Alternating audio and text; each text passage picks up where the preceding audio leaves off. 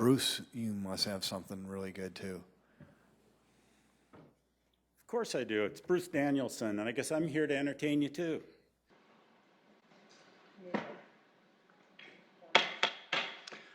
All right, welcome everybody. We'll call this budget meeting for Tuesday, August 20th to order. Can I get a motion for the approval of minutes from last week? So moved, Erickson. Second. All right, all in favor? Aye. Aye. Aye. All right, and we will move on to, first of all, we'll hear from the Office of Finance, Director Pritchett. Welcome. Should started. Good afternoon.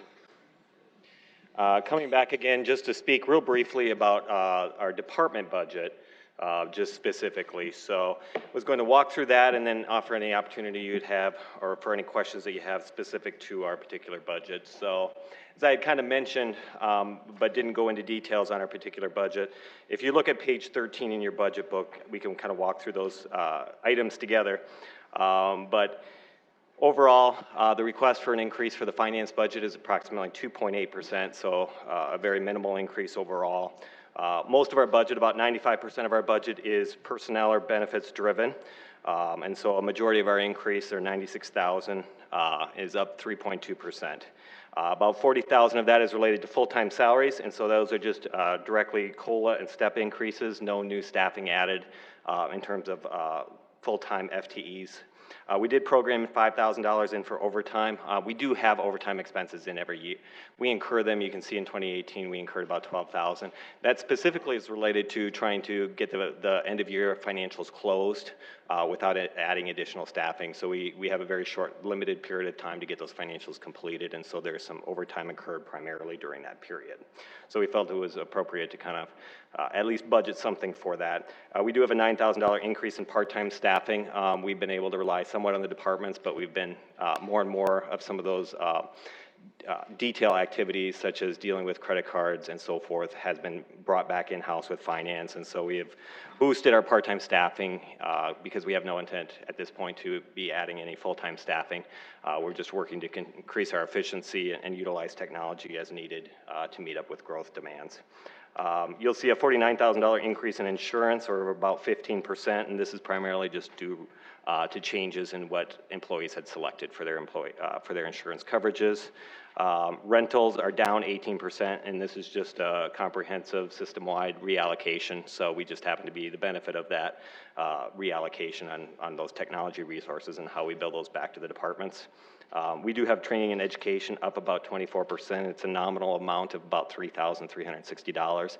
That is related in part to the fact that we used to only have one CPA on staff. Now we have 3 CPAs on staff, so we've been blessed with that. And also trying to increase a little bit of our training for our purchasing side, knowing that when they're traveling and so forth, they take advantage of sharing those opportunities with other communities in terms of their training and best ideas and best practices that we can bring back to Sioux Falls and hopefully leverage that in more efficiencies here as well. And then utilities are up about 2,400. This one kind of sticks out because it shows us almost a 200% increase. And this is primarily related to internet. So these are the hookups for computers and laptops and so forth. We just haven't, these are expenses we've been incurring. We just haven't budgeted them, so we've trued them up. It also helps with our security. We try to stay off the Wi-Fi networks and stick with our LAN cards, particularly when you're dealing with financial information. So we expect our employees to be more mobile and available more times, and so when they're working from home and so forth, this just provides the capacity to do that. So with that, that is all I had for my presentation, and be happy to answer any questions you have. All right, thank you. Questions? Councilor Neitzer? How does your actual head count look right now compared to your authorized? We just have one open position right now in purchasing that we are in the process of hiring. So we just have that one open position. Great, thanks. All right. Oh, Councilor Brecky. I have a couple questions about the overall budget, and I don't know whether I should ask them of you now because you plan on leaving, or should I ask them at the end of this hearing, whatever you're the most comfortable with, because if you were planning on leaving after your presentation, I don't want to keep you here. But I just have some questions about the overall budget, and I don't know, Councilmember Chair, either exactly the best time to ask those. I will be here, but I'm happy to entertain. Okay, if you'd be here then, I think that's more appropriate time. Okay, I can come back up at that time. Okay. All right, looks like that's it. Thank you All very right, much. thank you. Next up, we have a birthday in the house.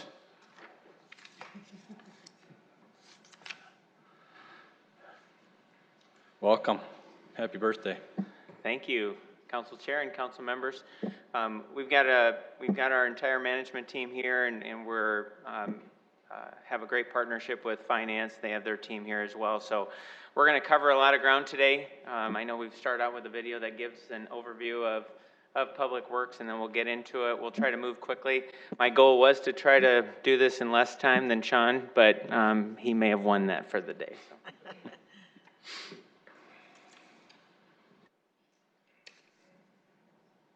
One of the core tenets of One Sioux Falls is foundational growth. Today we're going to talk a lot about infrastructure and really about what the Public Works team shows up every day to do. Public Works is entrusted to maintain and expand the transportation system and the public utilities. At just over 300 employees full-time and at any given time up to 60 part-time employees, we are positioned so we can deliver you reliable public utilities 24/7 and a reliable transportation system. The 2020 operational and capital budget for Public Works is about $259 million. Today we're going to cover a lot of ground to give you a snapshot into each of those areas that we are entrusted to manage. Let's start with transportation. The engineering team first leads implementing the entire capital plan. Projects can vary from a new roof at the library to the 26th Street roadway project.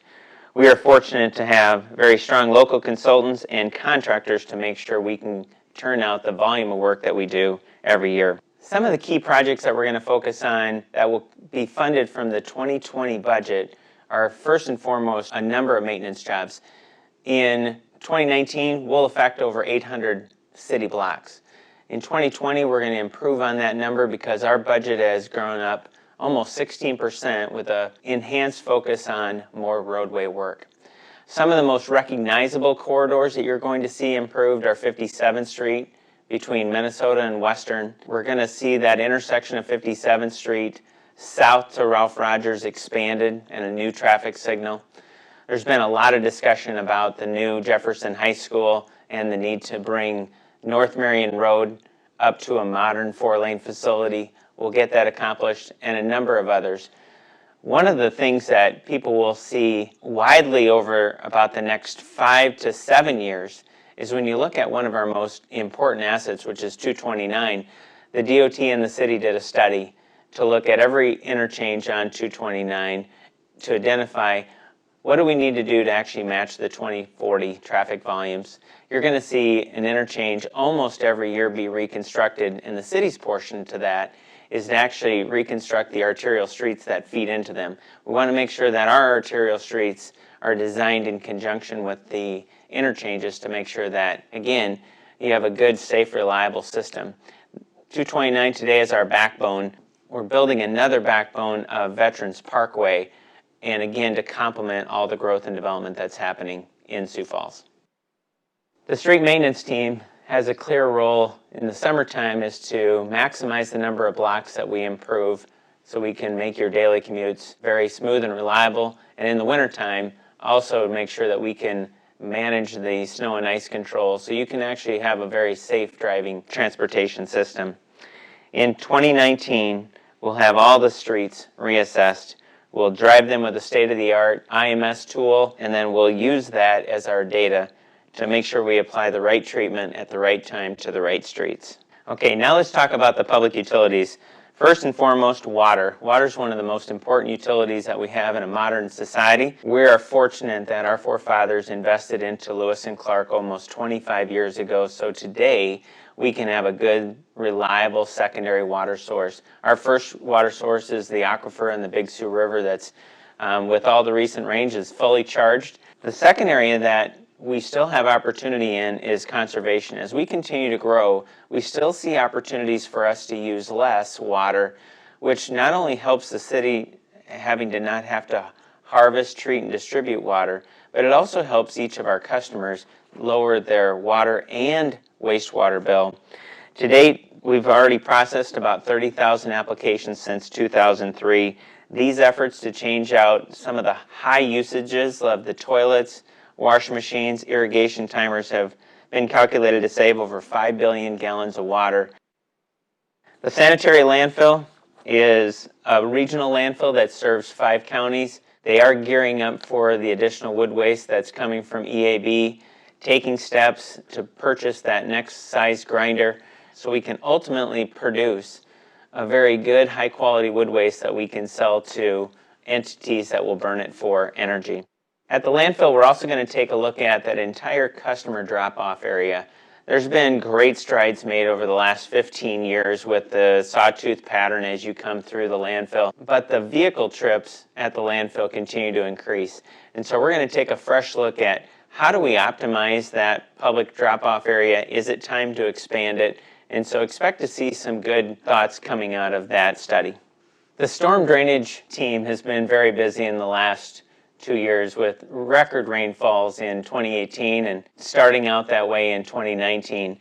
We've been looking at a number of areas in Sioux Falls to master plan those areas with new models, really identify bottlenecks, and ultimately make sure we can bring better neighborhood drainage. One of the key ones we're just wrapping up is over on the east side of town, where we had a mature neighborhood that started to get built out in the late 60s, early 70s, didn't have substantial storm drainage network to safely convey those urban runoffs to our rivers and streams.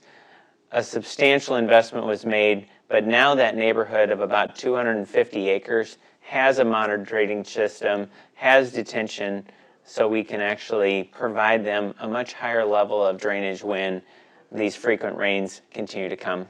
The electric light and power team has their own service territory that they maintain electrical power for just under 3,000 customers every day. They also maintain the streetlight system throughout the entire city. One of the key capital projects they did in 2019 that we'll expand on in 2020 is we're changing out old high energy using light fixtures and we're upgrading them with LED. It's been amazing the length of time that the new LED fixtures will last, but also use half the electricity. Second big investment that this utility is looking at is it's getting enough power drawn, the length of their circuits are getting long, that we've purchased land for a secondary substation. We've started that design, and ultimately when the timing is right, we'll put that secondary substation online. We're here at the wastewater plant where we're getting ready to invest $160 million. We've got an existing plant that's served this city really well. We've got a growing customer base, and it's necessitating the time to rehabilitate the existing plant and also position it for the future. We're getting plans in place to expand the plant by 50%. Today, the plant treats about 21 million gallons per day, and to meet our growing customer base, we're going to expand that by another 10 million gallons of wastewater capacity. The steps that we've taken to get to this point, we took 2 years to thoughtfully look at every treatment process, and then we looked at what ultimately will our population be in 20 years from now. We're expecting to have another 120,000 people come into our metro area that need good, reliable wastewater service. We've assembled the team on the design. We're currently assembling the team for the construction manager at risk. And starting in 2020, a lot of design work will go underway, and then ultimately construction that will rehabilitate the existing plant and expand the existing plant will begin in 2021. Also, a part of this project is not just at the plant, but we also have to position the collection system for the additional flow. We've got 11 lift stations that we've identified that need upgrades, everything from roofs to motor control systems that will also be upgraded. $160 million will be invested at the plant. Another $100 million will actually be invested at the collection system. We want to make sure as that wastewater leaves our homes and businesses, it's efficiently transferred and conveyed to the plant here so the plant can do what it needs to do, and then we'll responsibly discharge it back to the environment in the Big Sioux River. You can join us for a lot of updates over the next 5 years to really track with the specific investments that are going to be made in the collection system and at the plant. These are public utilities. The public owns these utilities. We want to make sure that we responsibly do every process so we can have the same lifespan that our current plant had, which by the time it's upgraded will be in operation for almost 40 years. I hope this has given you a window into what Public Works is going to focus on in 2020. Every team at Public Works enjoys working together so we can ultimately maximize our resources and deliver you the most service. We're fortunate that we've got very strong utilities. We enjoy some of the lowest utility rates in the entire region. And along with our engineering and street maintenance team, those two teams are working closely so we can maximize the investments we make to put the right treatments on the right streets at the right time so your daily commute is as smooth and as reliable as we can provide it. Thank you for listening today. Look forward to seeing you on the street. All right, thank you. Let's get started. CityLink team is an amazing team, and we're fortunate to have them. The first slide that we'll talk about is our BHAGs. Every team in the city is focused on 2 or 3 main initiatives. We've got a number of them based on some of the high volume of calls that we get, and so our titles for our BHAGs have been neighborhood speed reduction, 1 Sioux Falls neighborhood, and 1 contact. Each of those are important that we can continue to be efficient and also respond to the needs of our customers. I know you get a number of updates over time on BHAGs, and so we'll, as those programs roll out, as we start to target some of those real troubled areas on neighborhood speed reduction, as we start to plan some of those pilots, we'll share those with you and ultimately hope to bring some traffic calming to those respective neighborhoods. 1 Sioux Falls neighborhood is just that. We want to make sure we can be one of those partnering agencies with entities like Thrive. So as they go in and focus on a neighborhood, we can also come in and be some of the nuts and bolts behind really trying to improve neighborhoods. And then 1 contact. Today we've got 11 key numbers, how you reach Public Works. We'd like to create just a fantastic customer service team, get that down to 1 number, if that's our goal, and ultimately provide a lot easier way for people to reach out to Public Works and get their questions answered. Let's get started. So this is our 2020 budget. We're going to start with our overall facility as we efficiently plan and construct and maintain the public infrastructure. One of the things we highlighted in the video is our job is to make sure we carry out the capital plan. And that's not only for Public Works, but it's every division of every department of the city, and we want to make sure that we efficiently get those projects carried out and ultimately move them from concept to design to construction. Let's go through the budget breakdown. First of all, in engineering and streets, we call this division our highways and streets. As you start to see the respective differences, the major changes that we have this year, we've got a significant increase in our unit price on salt. This will be our first full motor grader rental, and then every 3 years we pay for the flyover of the city so we can appropriately keep our mapping systems updated, and we can provide more drivers to this going forward. Capital plan. Like we've talked about, we're going to do hundreds of blocks in each year so we can make a significant impact on our road system. Our 2020 capital overview will be $48.3 million. We're going to increase our surface treatment blocks next year. We were at 400 this year. We'll be at 430 next year. There'll be a number of other projects that fall into place with this program. We've got a whole list of really what drives the capital programs, where will be the major investments. Instead of just taking you through that list, we've got a few graphics that's easier to see and that we'll path through here.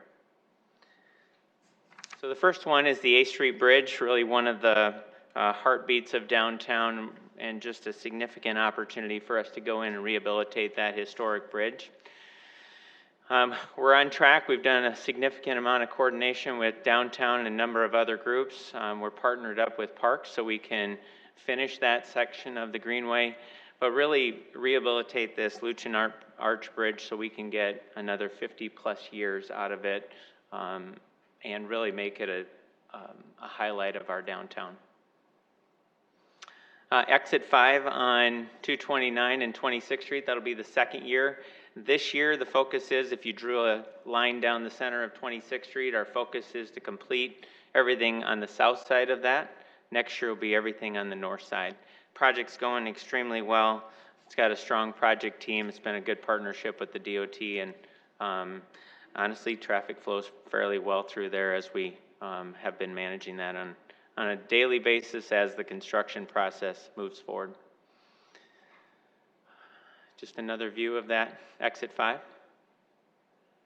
Southeastern Avenue, this will be part of next year's project. It's between 18th Street and 26th Street.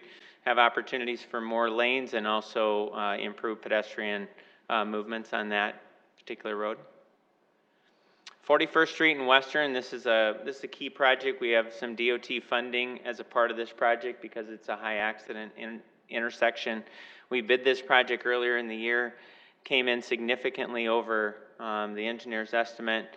We reached out to the contractors, and most of it was just timing and the amount of work that was already out on the street. They recommended, if we could, to pull it and rebid it this year, so we're planning to rebid that, I believe, in September, and then it'll be a 2020 construction project. Had great participation with the adjacent landowners, and all of us are ready to rehabilitate that intersection and expand it. 85th Street, this will continue off our last project that's just west of Louise Avenue. That entire area is sewered, and so you're seeing a lot of development out there. This aerial map is a little bit outdated. But as we start to work to justify the new interchange at I-29 and 85th Street, this is a key component of us building out that key infrastructure to facilitate that growth. 57th Street, this one has been asked about a number of times over the years. It's finally time. And 57th Street between Minnesota Avenue and Western Avenue, the intersections for the most part on this project are already built. And so we'll be focused on that center span, making some sight distance improvements. We're also going to improve Minnesota Avenue down to Ralph Rogers Road and then put a traffic signal there as well. This should address the growing traffic needs of the southern part of Sioux Falls as they get to this part of town. Marion Road, this is to support the new high school, and we've got a team that's actively designing this new 4-lane facility, and we'll be able to go to the market with this early next year so we can make sure that we meet the school's time frame. We've also, along with the school, we've got traffic signals that are needed at 41st and Faith and 41st and Sparta on the extreme east part of the city. And these two areas will also be outfitted with new traffic signals to support Sioux Falls School and the Brandon School. 49th Street, this builds off the Louise Avenue project that was just recently completed. This is a key backbone of a large box culvert that'll carry the storm drainage from that basin. It'll pick up a box culvert that's already in the ground and then carry it over to the Oxbow to the east there. And so that surface of that pavement's tired, and also the storm drainage in this area is not adequate, and this project will put that into, get that work in place. 4th Street, this is the street that's between the Sioux Falls Police Department and the new jail. There's been a lot of, that surface out there has been tired for a couple of years. We wanted to make sure we waited until the jail is done, and so we've got this project slated for next year. All right, this Highway 15, this is a continuation. This is a 2-year project. It's currently under construction. The DOT is leading this project. This is Minnesota Avenue from 85th Street south 3 miles. This is Veterans Parkway. They're making great progress out there. I've got one other project, but that should be open to the public in 2020. Really makes that connection to I-90, and then as we start to build that second backbone and the mirror image of 229, really is there to support the region and the growth of the city of Sioux Falls on the east side of town. Just another perspective, just an amazing amount of work getting done. I know you guys have heard us say this, but this is the largest project that the DOT has ever let. It's going very well, and we're looking forward to having that done. All right, that was highways and streets. Let's jump into storm drainage, the 2020 budget, and we'll give you some highlights on storm drainage. So the focus of the storm drainage is to really improve drainage to reduce flood damage potential to property, administer the federal permits, and also improve water to the Big Sioux River. We've got 3 pictures there to highlight. That was the large detention facility that we brought into a mature neighborhood over by 43rd and Marion Road. It provides adequate detention and new infrastructure to support about 240 acre of mature neighborhood. The center picture is a new detention pond that captures, treats, and then ultimately slowly releases that water so it can protect downstream property. And then the picture to the extreme right, that's some work that's happening up in the Big Sioux River. There was just a presentation that Andy Berg did on this project. Multiple agencies involved, just an enormous amount of work getting done on the Big Sioux River and Skunk Creek to take steps with the ag community to improve the water quality of the Big Sioux River. And it's probably maybe timely soon for Andy to come and give you guys a presentation on it. It's an amazing effort with multiple agencies, so we can harness multiple funding sources to make substantial efforts. All right, budget breakdown. You see there from personnel through debt, and this utility is very well managed. One of the things that we wanted to highlight here is we did submit for really 2 areas for a new employee. One's an engineering technician. You guys get a number of drainage calls and complaints, and one of the things that we know we need to put more emphasis to is when we build about 800 new houses a year, the drainage plans that go with these subdivisions, not all are graded correctly when the new owners move in. And so we want to make sure that we can actually flag particular lots. Say if it's drainage is supposed to come between 2 people's houses, we can put an intergov to flag that for an inspection before occupancy. You know, here's an example of there's supposed to be water that moves from the back to the front on this, and with the window wells being built right out to the property line, there's no opportunity for that to actually happen. So we want to catch more of those things before the new owners get in. The amount of calls and complaints we get from new subdivision builds has to get reduced, and this is our attempt to really put some boots on the ground and ensure that those subdivisions get graded day 1 as opposed to after the fact. And we've got a new stormwater collections technician that just with the expanse of the system each year, we've got to have our cleaning and inspection crews appropriately staffed along with our construction crews, and this will greatly even out both those crews so we're not stealing from another crew to fully staff when we get daily work order needs.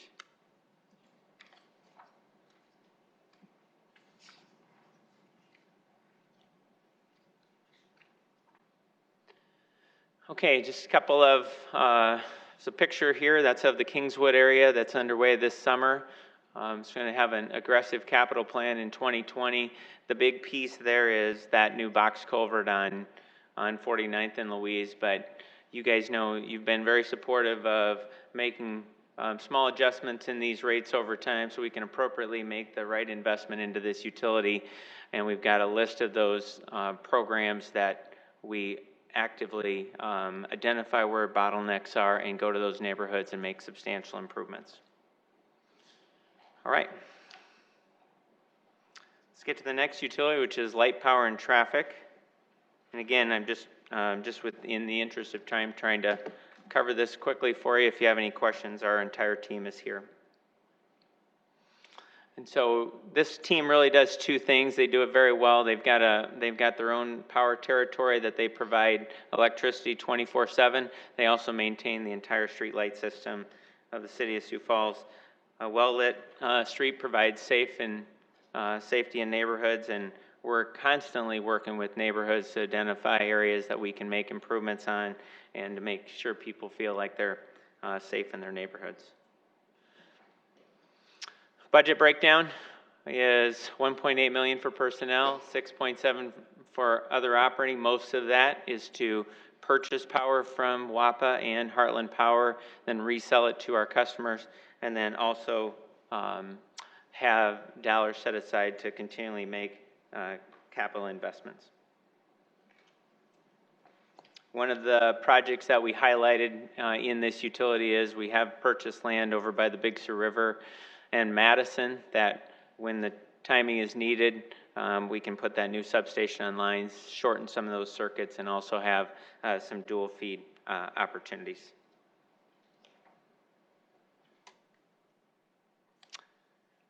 All right, next utility is the landfill for 2020. I'm sorry.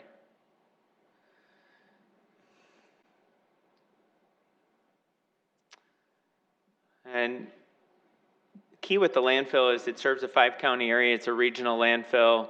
We wanted to highlight just the size and scale of the landfill. That's a new dozer that's up front, but when you look at it on the working face, it's pretty small. This utility has a number of roles when it comes to different season changes throughout the course of the year, but actively is working under a state and federal permit that we work hard to go beyond compliance on. Some of the key drivers funding-wise is $2.5 million in personnel. Other operating is 5.8, and then capital is 8.8 million. One of the key investments that we'll make out here is to prepare to dig cell 4. That's the next expansion. And then we also, as we highlighted in the video, we're going to look at that entire customer service drop-off area. That gets very, very busy with the free landfill pass. We've also been working with area communities that in the past they've done a number of just day cleanups, but just like the city of Sioux Falls, if they would want to transition away from that and just give their customers or their residents one free pass, they're allowed to do that too. So it's certainly contributing to a lot more traffic at the landfill. So you'll start to see that, and that's why I think it's going to be really important that not only do we keep the backbone of the landfill operating very well, but that public dropout has been very well received, but it also gets very busy. We want to make sure that it's safe, and the study that's going on right now will identify that for us. Some of the key projects, leachate recirculation and gas system, always making investments. When you have leachate and gas wells out there, that waste is constantly degrading and shifting and settling, and we're currently, if you drive out there, we're currently drilling about 10 replacement wells.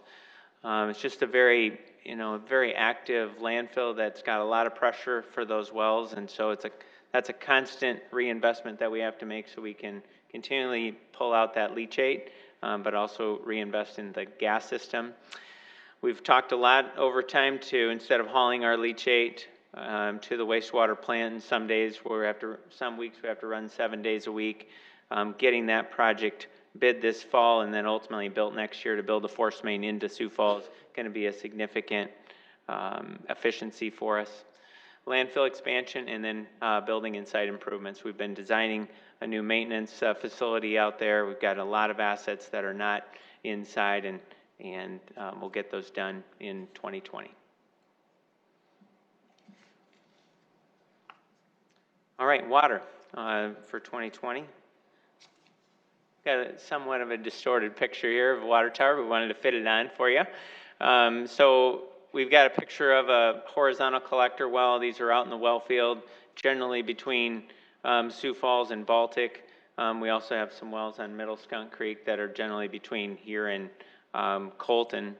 But we've got these horizontal collector wells. Once we get the final report from USGS and the city partnered.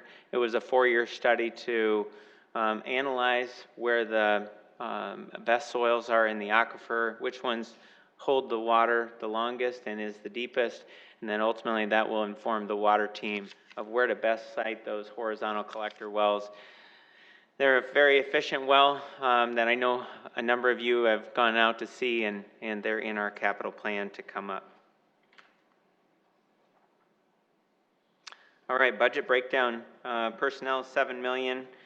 Other operating is 12.4. Capital is 18.9, and debt is $5 million. You were a part of the discussion to prepay a number of loans on the water and wastewater side. Our debt service reduction for prepaying those is about 1.7 million, and we're still on track to have this utility debt-free by 2026. So just a great story. Very, very few water utilities across the country would be able to say that. All right. In this budget, two things we wanted to highlight is we did make a request for a new FTE, a civil engineer. This will be cost shared. The same principal engineer, Nick Bournes, that oversees the infrastructure for water, also oversees light and power.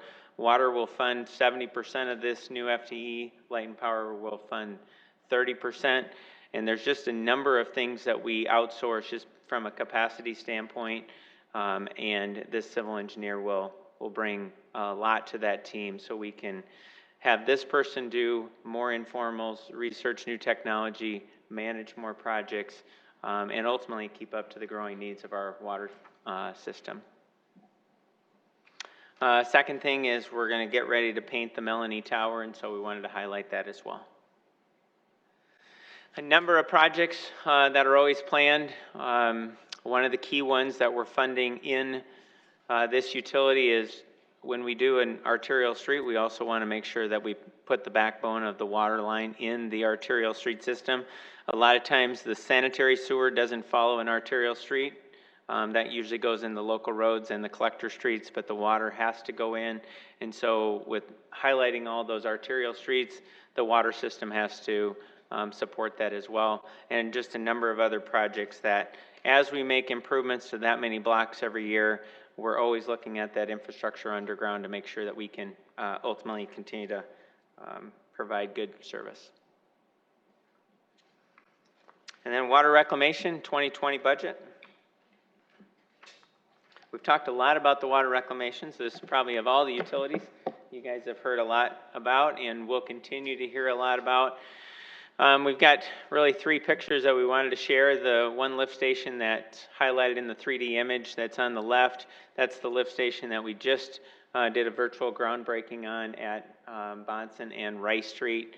It's a significant lift station, moves over 90% of the city's wastewater. Have a very good design team, very good constructor on that. That'll be over a 2-year construction project, and ultimately will be one of the most critical pieces of infrastructure that we have in our city. We've got a picture of the master plan of the wastewater plant. That's where we'll make the $160 million of an investment over the next 5 years. This week we actually have the interviews for the construction manager at risk, and then ultimately once that selection's made, we'll assemble the design and the construction team and get started. And then last, you've been very supportive of making other infrastructure investments over time. That's a picture of the 4th digester new roof going in at the wastewater plant. That was about an $8 million project that's gone very well and enhanced the operation of our digesters on multiple levels.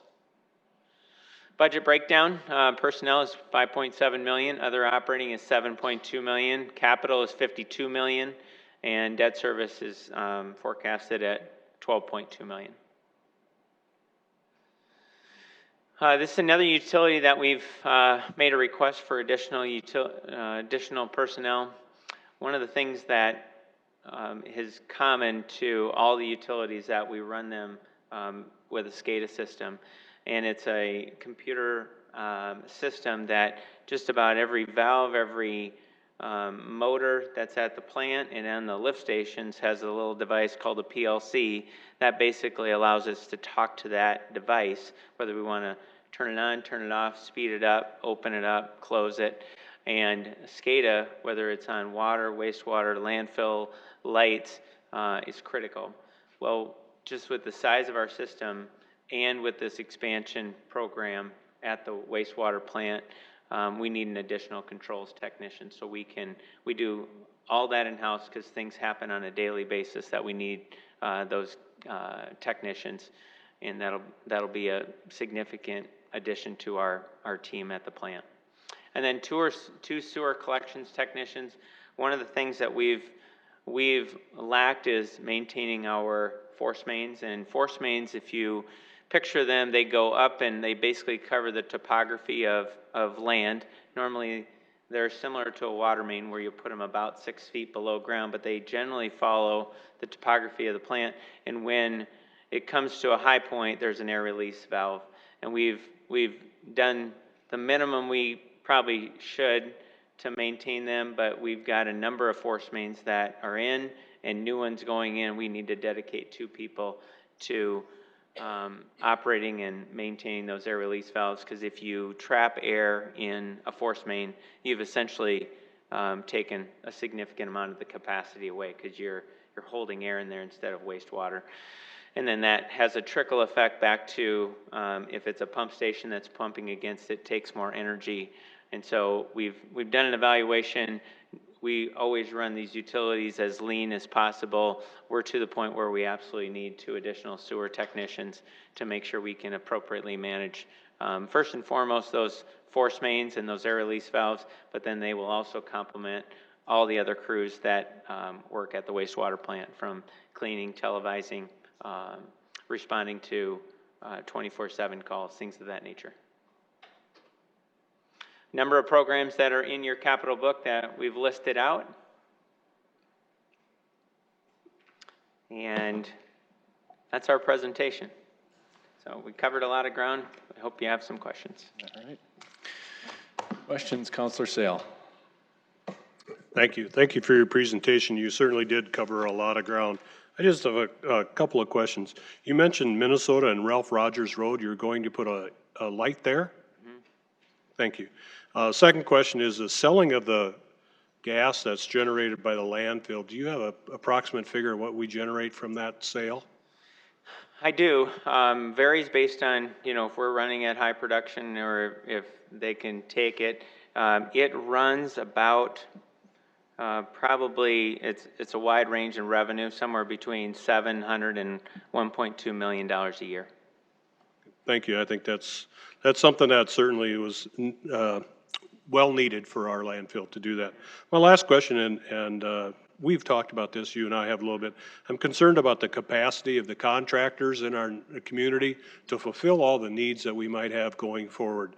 And you mentioned that 41st Street interchange there at Western Avenue was pushed back because of the high price. Could you explain to me a little bit about your procedure when you determine that the bid is too high for us and we should push it back? Could you explain that a little bit? Sure. I think on that one, and as I recall, the number came in about 30 to 40% above our engineer's estimate. And that one was probably even more concerning because our consultant did an estimate, then the DOT team out of Pier did an independent estimate, and they were within about 300,000 apiece, say 3.3, and one was maybe about 3.6 million. And that's average. I'd have to go back and look at the data, but it came in well over 4. So there becomes a tolerance that you go, all right, this is much more than what it should cost. And if we were to move forward with that, we're probably that's almost $1 million. We're gonna take something else off the table. And so our first thing is to just reach out to the contractors and say, why are we seeing these kind of prices? One thing that we see a lot is that we bid a lot of projects. We don't bid them by lump sum. And so we have a lot of data.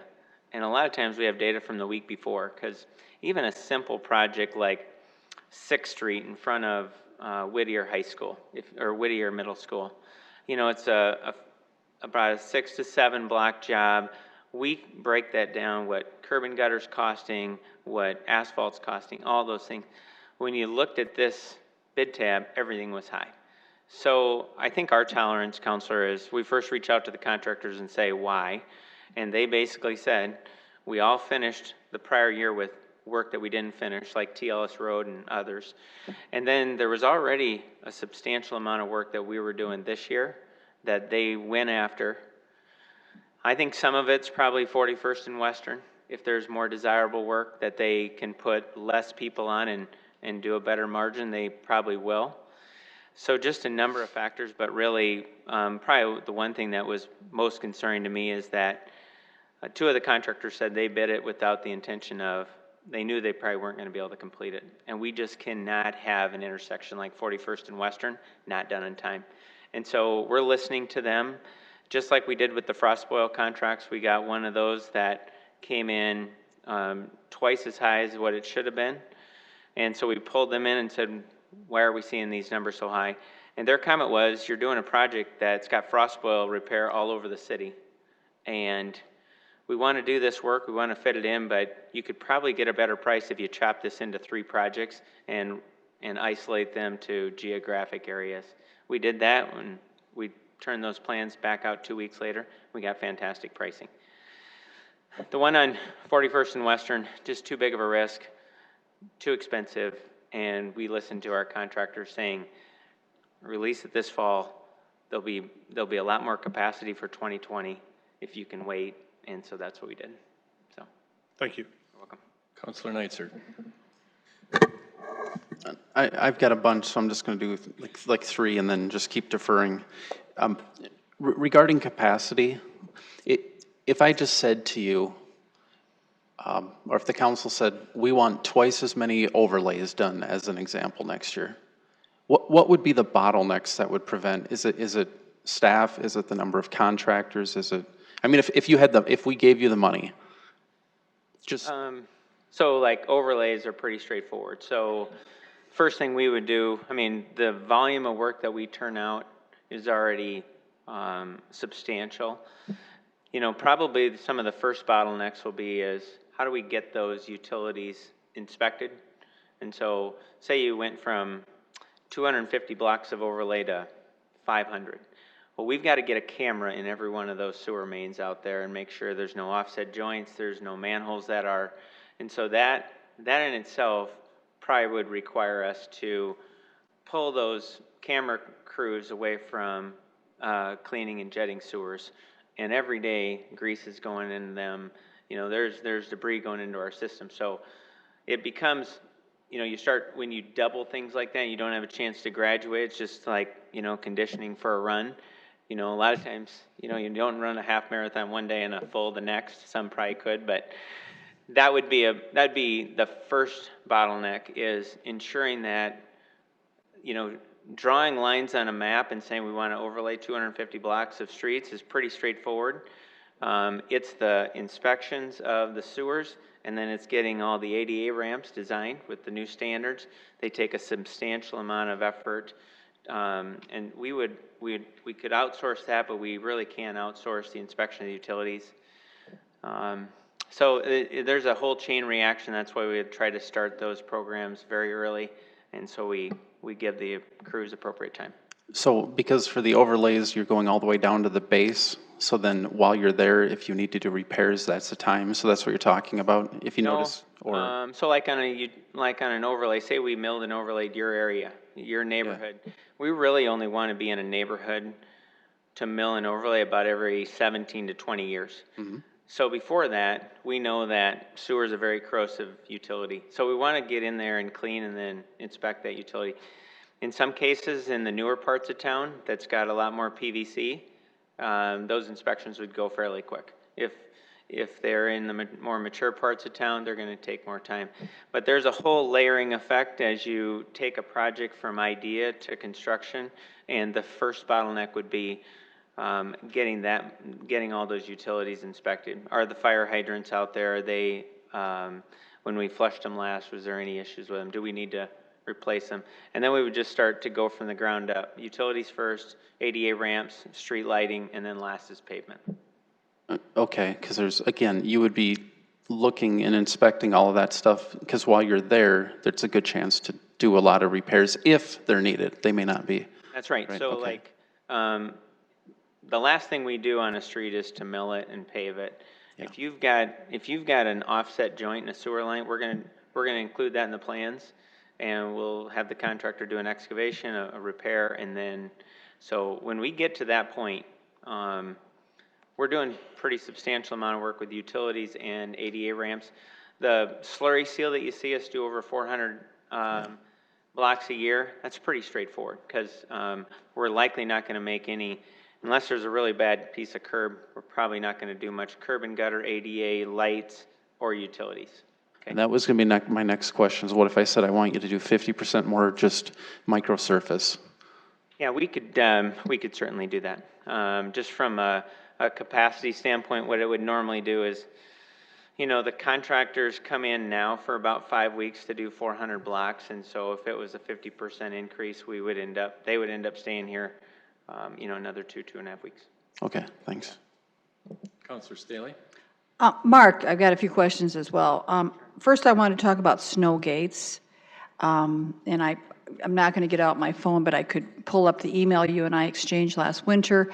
And if you could just recap, I asked you about the time that it was taking now with the snow gates having been used for several years, and the extra time it took. And you indicated in that email that it really wasn't even it wasn't much at all.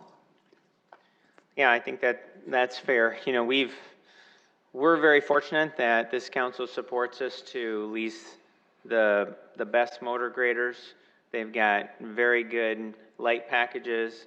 Our operators, just like any new piece of equipment, they've trained, they've used them, and it becomes another device. You know, I'd say largely the thing that slows us down more is people that are parked in the street, and we want to make sure we go around them as carefully as we can. But snow gates, certainly we want to do a good job, but they don't add much time to our operation.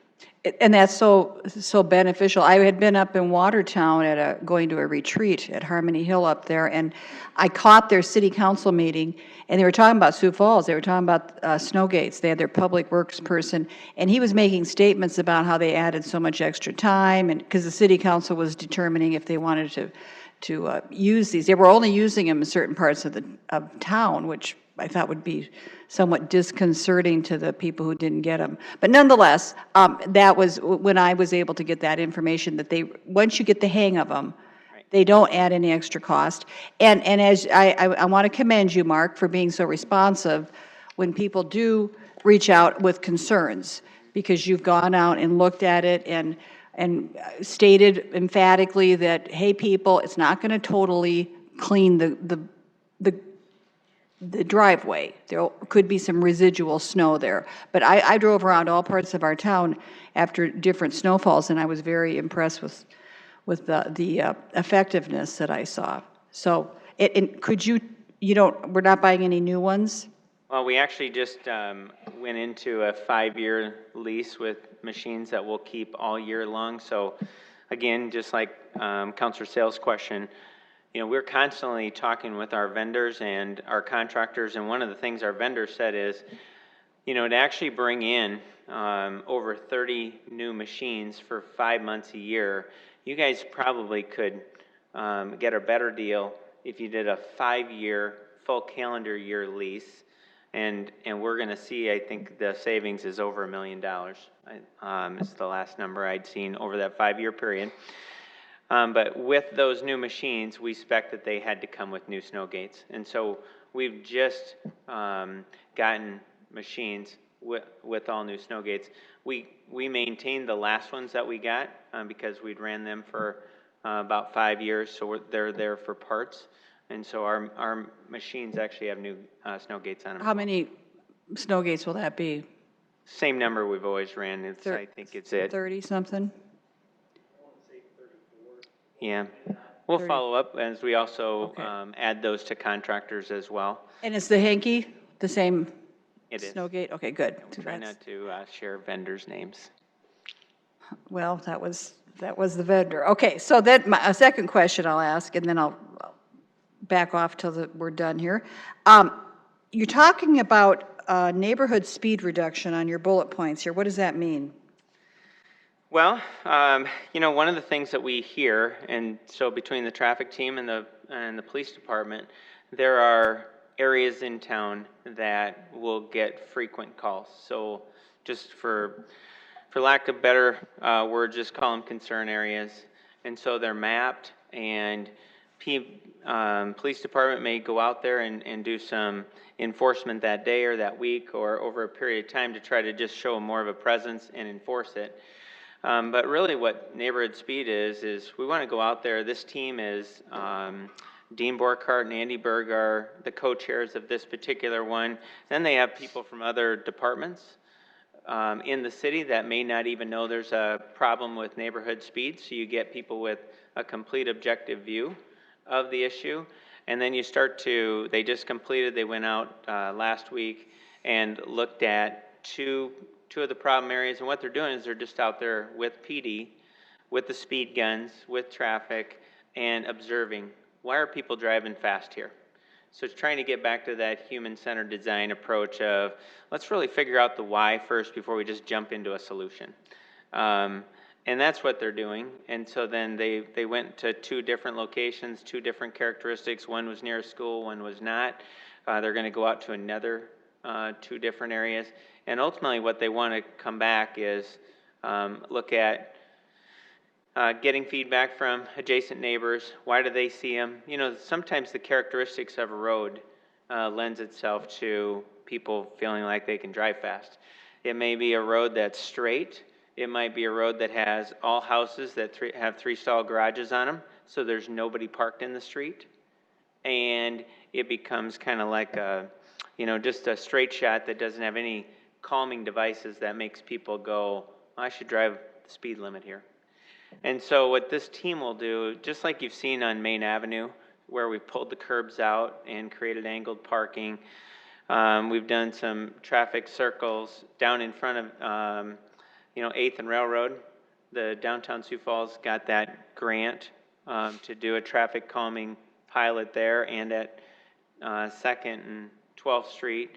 There's a lot of work happening across the country in calming traffic. And ultimately what it'll do is they'll identify these areas, they'll strategize on what a solution might be, then they'll go to the field and they'll pilot it. They might glue down some white candlesticks, they might paint the roads. People feel like they have to slow down to go through a more narrow area. And then ultimately, if it works like Main Avenue did, we calmed the traffic by about 8 to 10% on speed on Main Avenue. It was also greatly enhanced the pedestrian experience, greatly improved parking. Whether it's downtown or out in a neighborhood, there's going to be other benefits, and that's what that team is focused on, is neighborhood speed reduction. They don't want to just do a one-time thing of putting a police officer in the field, because then you don't cure the issue, you're just treating the symptom. And like one place I would say is Kiwanis Avenue. And I don't know how you would work with putting painting things on the street there. But I would think you get a lot of complaints from people speeding there. Which brings to the forefront my concern, and I've said this and I'll continue to say it, but I love those solar speed signs. And right now, for some reason, there's a speed trailer right by my house there on 24th. And I like it.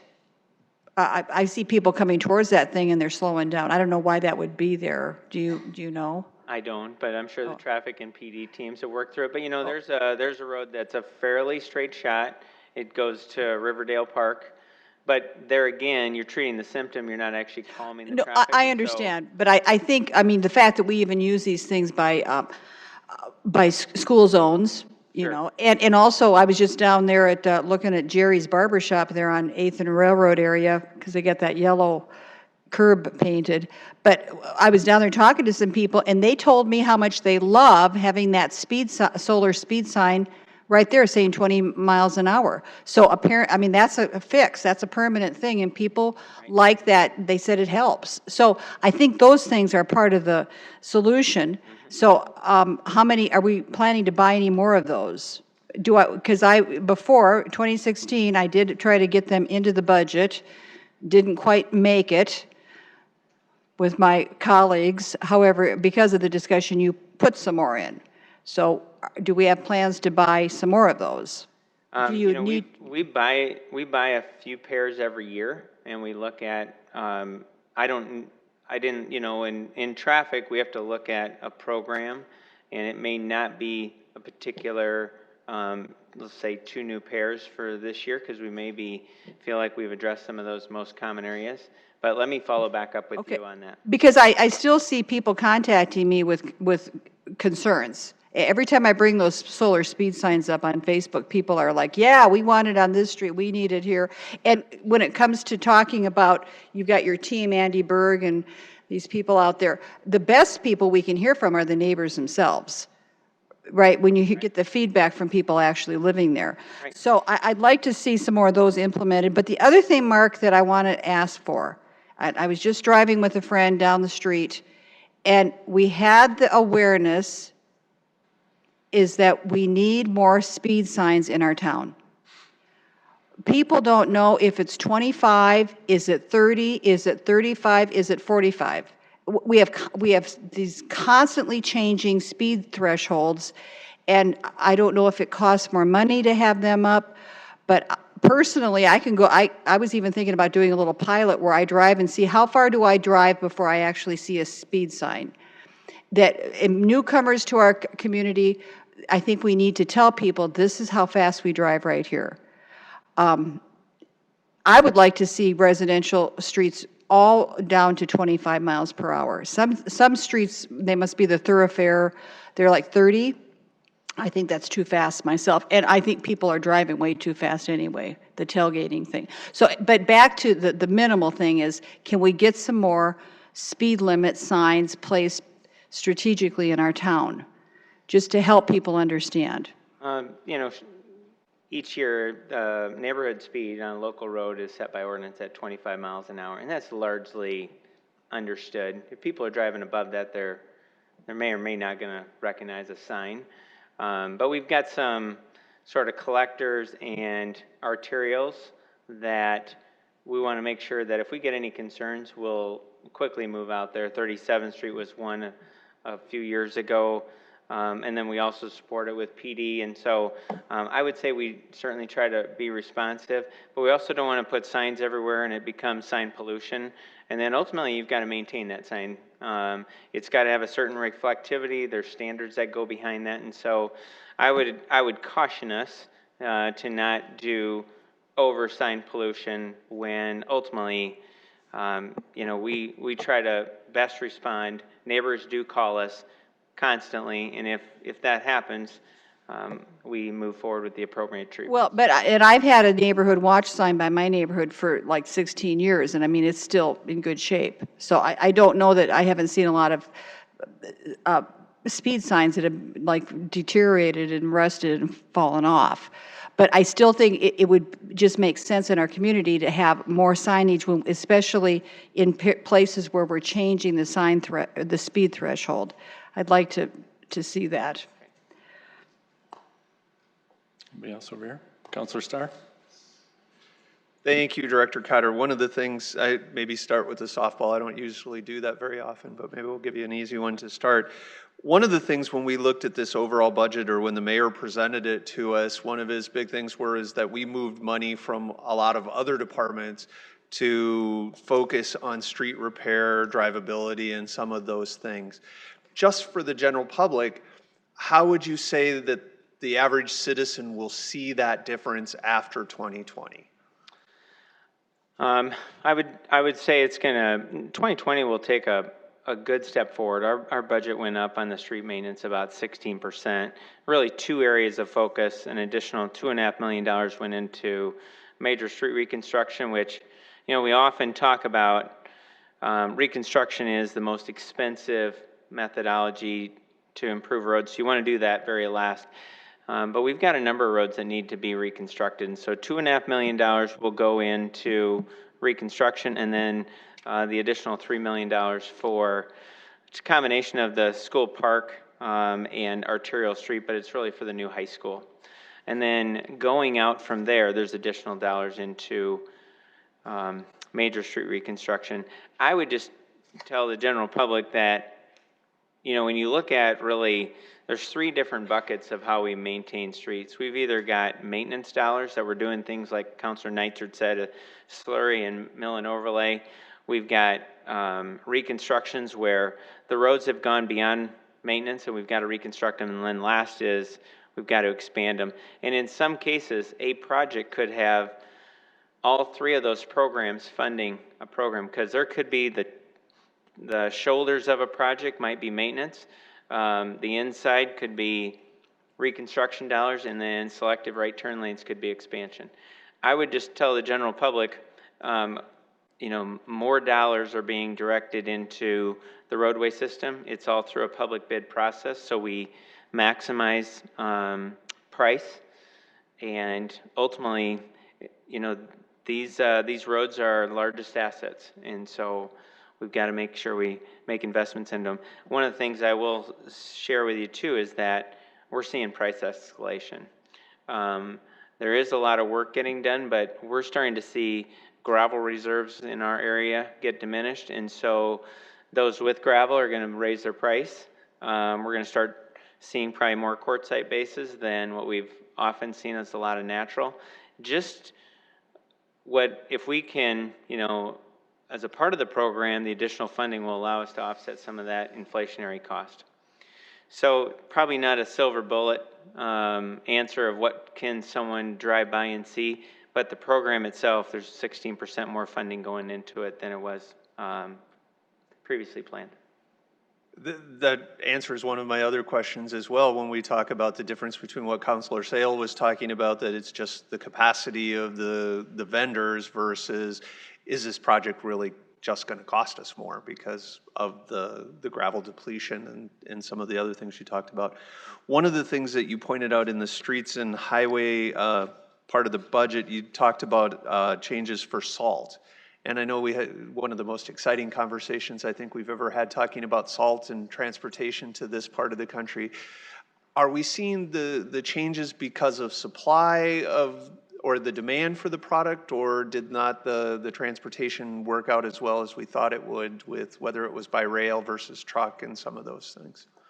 Well, we haven't gotten a straight answer, and so we, you know, that again is a public bid process. We're seeing almost a $15 per ton increase, which is substantial. And that could cause that there could be more people are doing pre-orders. There could be a mine that went down for a period of time. Trucking's a factor, you know. And so, you know, but I would tell you, I think our most recent bid price was about $84 a ton. And, you know, it wasn't too long ago we were paying about mid-60s, so about 63, 64. We've seen a price increase prior, you know, that we got into the low 70s, but with the most recent bid price of about $84, that's substantial. It's going to require us to even take, you know, to see, is there technology that we could invest in that we can really do a lean exercise on the amount of salt and chemical it takes to still keep roads drivable, but scale back, because it just becomes, if these prices continue to escalate like they are, we're going to have to really take a hard look at how much control's in that truck, whether we're putting 200 pounds a lane mile on or 800 pounds a lane mile, and can we, very similar to what we talked about with water rec, having that SCADA technician. But you can do the same thing that happens in larger areas where you can computer control all that. And you can dial in every truck basically and say, let's start running at 250 pounds a lane mile, and then let's monitor it. And if that's covering it, great. If it's not, if we're losing ground, we have to take that up to maybe 400 pounds. But I think that's one of the things we're talking about, is we've got to somehow combat this increase in price. So we're not seeing a significant increase in usage, it's strictly the price? Not a significant amount. I mean, we add anywhere from, 10 to 15 miles of roads a year based on the amount of development. And then every winter's different, so like this last winter was really active. And so between the system getting larger and the volatility of the weather, you know, there's just a number of variables. But we do feel like there's an opportunity there for us to really take a deep dive, see if we can leverage some technology to help us manage those salt needs. One of the, I'm going to get one more in if you don't mind, Mr. Chair. The 8th Street Bridge project, and I know we've talked about access in the past, but give me the quick overview of how people will be able to access downtown and what stages that will go through as part of the replacement, and the update and repair. So that's a unique bridge. So if you can envision that bridge and it's got its archways, and then envision the surface of the pavement, everything in between the archways and the pavement is earth. So we've got to first go in there and remove we got to remove the balustrades on the sides because they're not tall enough for the right standards today. They're too low. They're also deteriorating because of our salt usage and other factors. And so we'll go in there and do that. We'll remove the pavement. We'll completely clean out all that earth because we've got to get down to the top of that concrete, repair it, and then seal it. And then we'll start to backfill it and put utilities in there because there's CenturyLink's got a significant duct bank in there. We've got a water main that's in there, things of that nature. It'll be a total closure. It's likely a 6-month project at this point. Our intention is to bid it either in December or January. Plans are coming along really well. But then you go to everything that you can see, those nosings. None of those are structural. All those will get pulled off, and then the new ones will get cast on. There's some deterioration underneath the arches. There'll be specialty contractors that come in, chip all that concrete back beyond the rebar, build the rebar back, and then recast those arches, and then shotcrete the entire structure so it all looks very consistent. And so they've done a number of these across the country. One of the team members that's on the design team has been involved with about 24 of these Luchin Arch Bridge rehabilitations, and he said when he got off the plane, looked at it, he goes, "This is one of the best ones out of all of them he's worked on." So that made us feel better. We'll see how it goes when we get into construction. And we've also teamed up, with one local contractor to give us good input on sequencing and constructability. It's really helped us with timing and handling these utilities. You know, because like, for example, CenturyLink, that duct bank cannot be shut down. So it'll have to be supported. So CenturyLink's designers are in the room with our constructors saying, what's feasible, what can be done. Spending a lot of coordination on it, and we're excited to finally go to construction on it. Do I remember correctly? Are we planning to keep one lane open, or we got to shut it down completely for the We got to shut duration? it down completely, so we'll have 6th Street and we'll have the viaducts.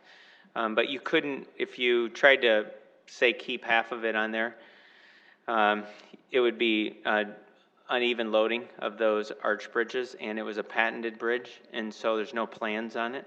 So we had to do high-tech scans to figure out what the re-steel is inside and then model it, and we just wouldn't want to do any, wouldn't want to take any risk structure-wise. And honestly, it'll be shorter if we do it all at once. So Makes sense. It's a good start. Thanks. Councilor Neitzer? Well, I do have a bunch more. In terms of salt, I'm glad you brought that up because something that I've kind of batted around with a few people the last few years is, it's been a while since I rode on a truck, but I don't remember that there's any computer calibration. I think they can essentially dial it in, like each driver, to salt, more or less. So like the supervisors will, you know, they'll be talking to their different crews, and they'll say, okay, why don't you dial in your computer to about 300 pounds per lane mile, and they can type that in. And then that gets calibrated through the speed of the salt that comes out and then the spinners. But I mean, each individual driver, I think really could potentially, they may think that a little less, a little more. So I do wonder about whether there's a better way that we could do better in terms of saving the money, but also, you know, as we talk about we're having discussion going forward about like the garbage trucks and the damage they do to the roads. One of the things I wonder about, and this is, it's a delicate balance because obviously you've got to use enough that you have enough melting on the road so that people are happy with snow removal. But on the other hand, is excessive salting destroying the roads and costing a lot and making us have to maintain them more? You know, what's So that? I mean, I think that there's a bridge for more technology here. I mean, we also have very good skilled operators that, you know, they have an inherent job to make sure our roads are safe, but they are actively communicating with the supervisors. Sure, and I'm not trying to imply that anybody's trying to be wasteful. I just saying that there might be a way to get it a little more standardized, and you know, there's always efficiencies. Right on.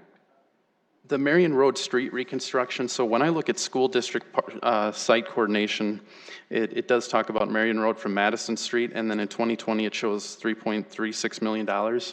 Is that road in totality, or is it also lumped in another piece in things like? So those dollars, along with dollars in the arterial street expansion, will fund that project. And I thought that was the case, but what is the difference? Why is there two buckets? What does school district part site coordination, what does that mean? Part of it is that, you know, a lot of times the model is if the school district buys a land for an elementary or a middle school, they'll work with the parks team to bolt on a park. And so then there's normally local or collector street road frontage that we fund that. And so just to kind of clearly communicate to you guys that those dollars that were put forth to make sure we can respond to the school district went in that bucket. But we're going to use those dollars and arterial street dollars to fund the Marion Road improvement. Okay, but there's no magical this piece over here is only for whatever pipes and this is only for the road part? That's not how it works? Not in that case. Okay. Normally, you know, you can clearly identify if we had like reconstruction dollars and expansion. If you visualize, if you had a 3-lane road that was tired, that had to get tore out, those 3 lanes would be funded with major street reconstruction, because you're reconstructing those 3 lanes. And then if we put, say, an extra lane on each side, that would be expansion dollars. We're constantly working with those 2 programs to fund projects. Interesting. Yeah. Next question, and my colleagues are going to think I'm a little weird here, but you're going to know because you've helped me in the last week or 2 with this citizen.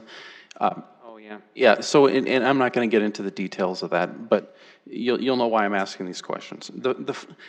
So you have a schedule of fire hydrant flushing, and your water division does that, right? Right. Okay. That's right. Now, are they measuring actual PSI, or is it just like they can visualize and say, well, it looks pretty good, and, you know? No, they're not doing that because they got to cover so many hydrants. They probably got well over 8,000 hydrants to flush at least once a year.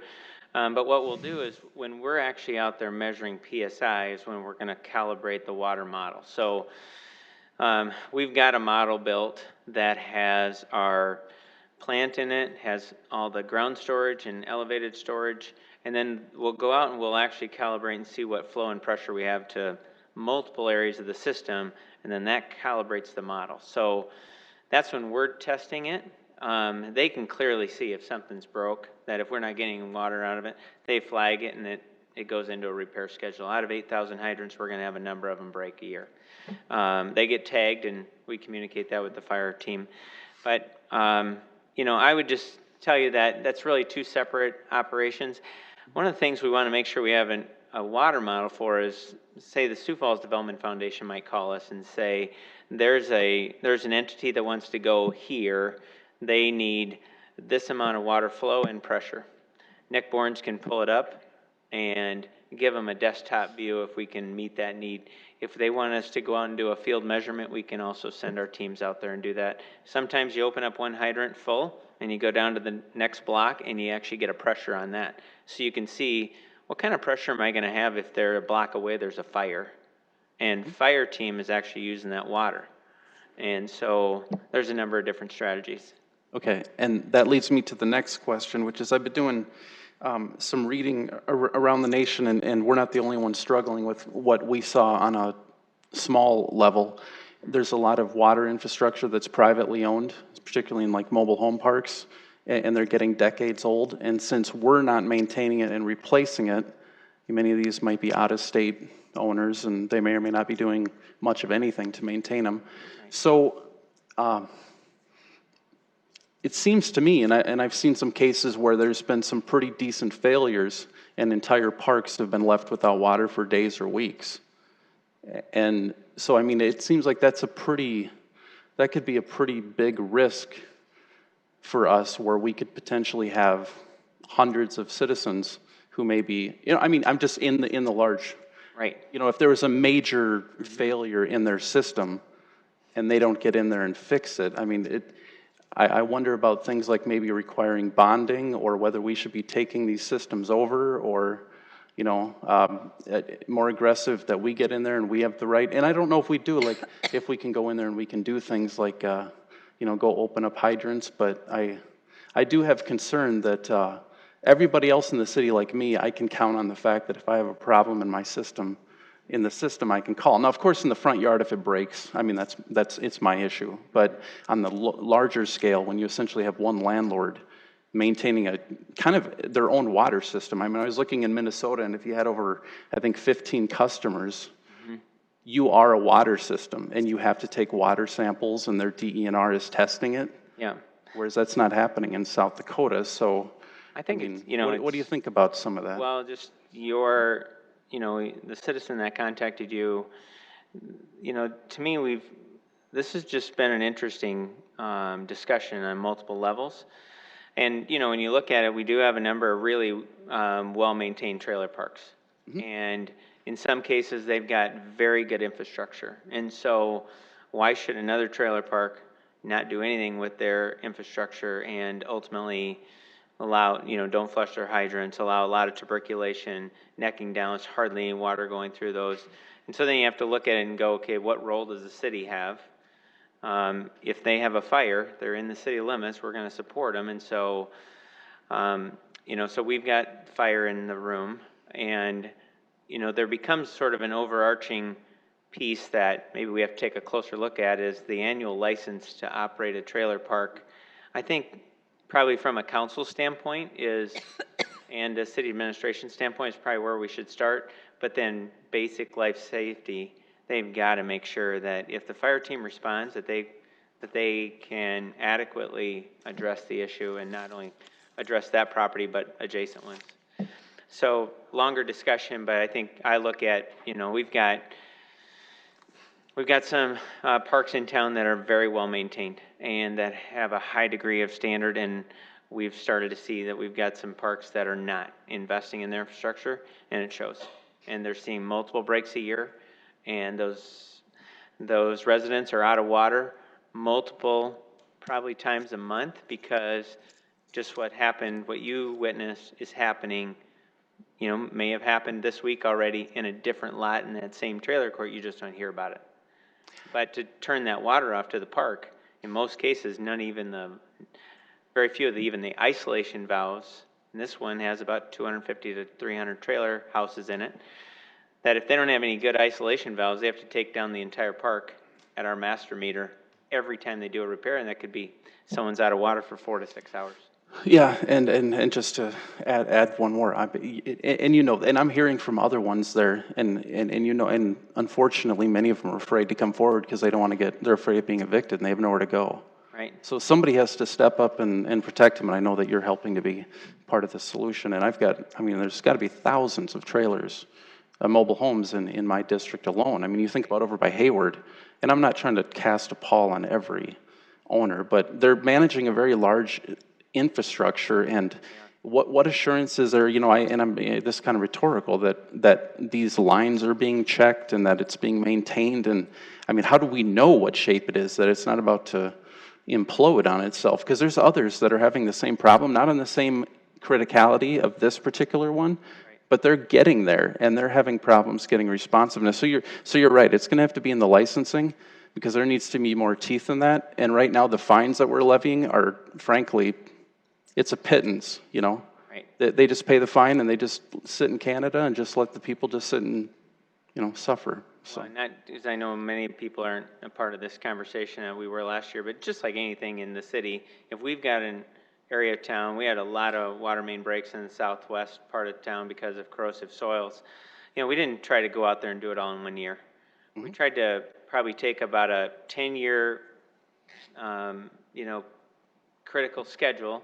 We first focused on where the highest number of breaks were, so those people are out of water less. But you just systematically go in and you replace a block or two a year. They could do the same thing, and in about 5 years in many of these parks that are getting aged, they could have brand new PVC mains and be set for the next maybe 75 years. So I think it's opened up a really good discussion. We're excited to be a part of it. And last comment, they are billing their customers, the people that live there, quite a bit of money for their water bill. It's somewhat ridiculous, almost. And there's no assurance that they're saving any of this money. It's not, I don't know if it's being escrowed or if they're just pocketing it. So I don't even know if they have the money to do it, but anyway, that's, yeah. So. Counselor Staley?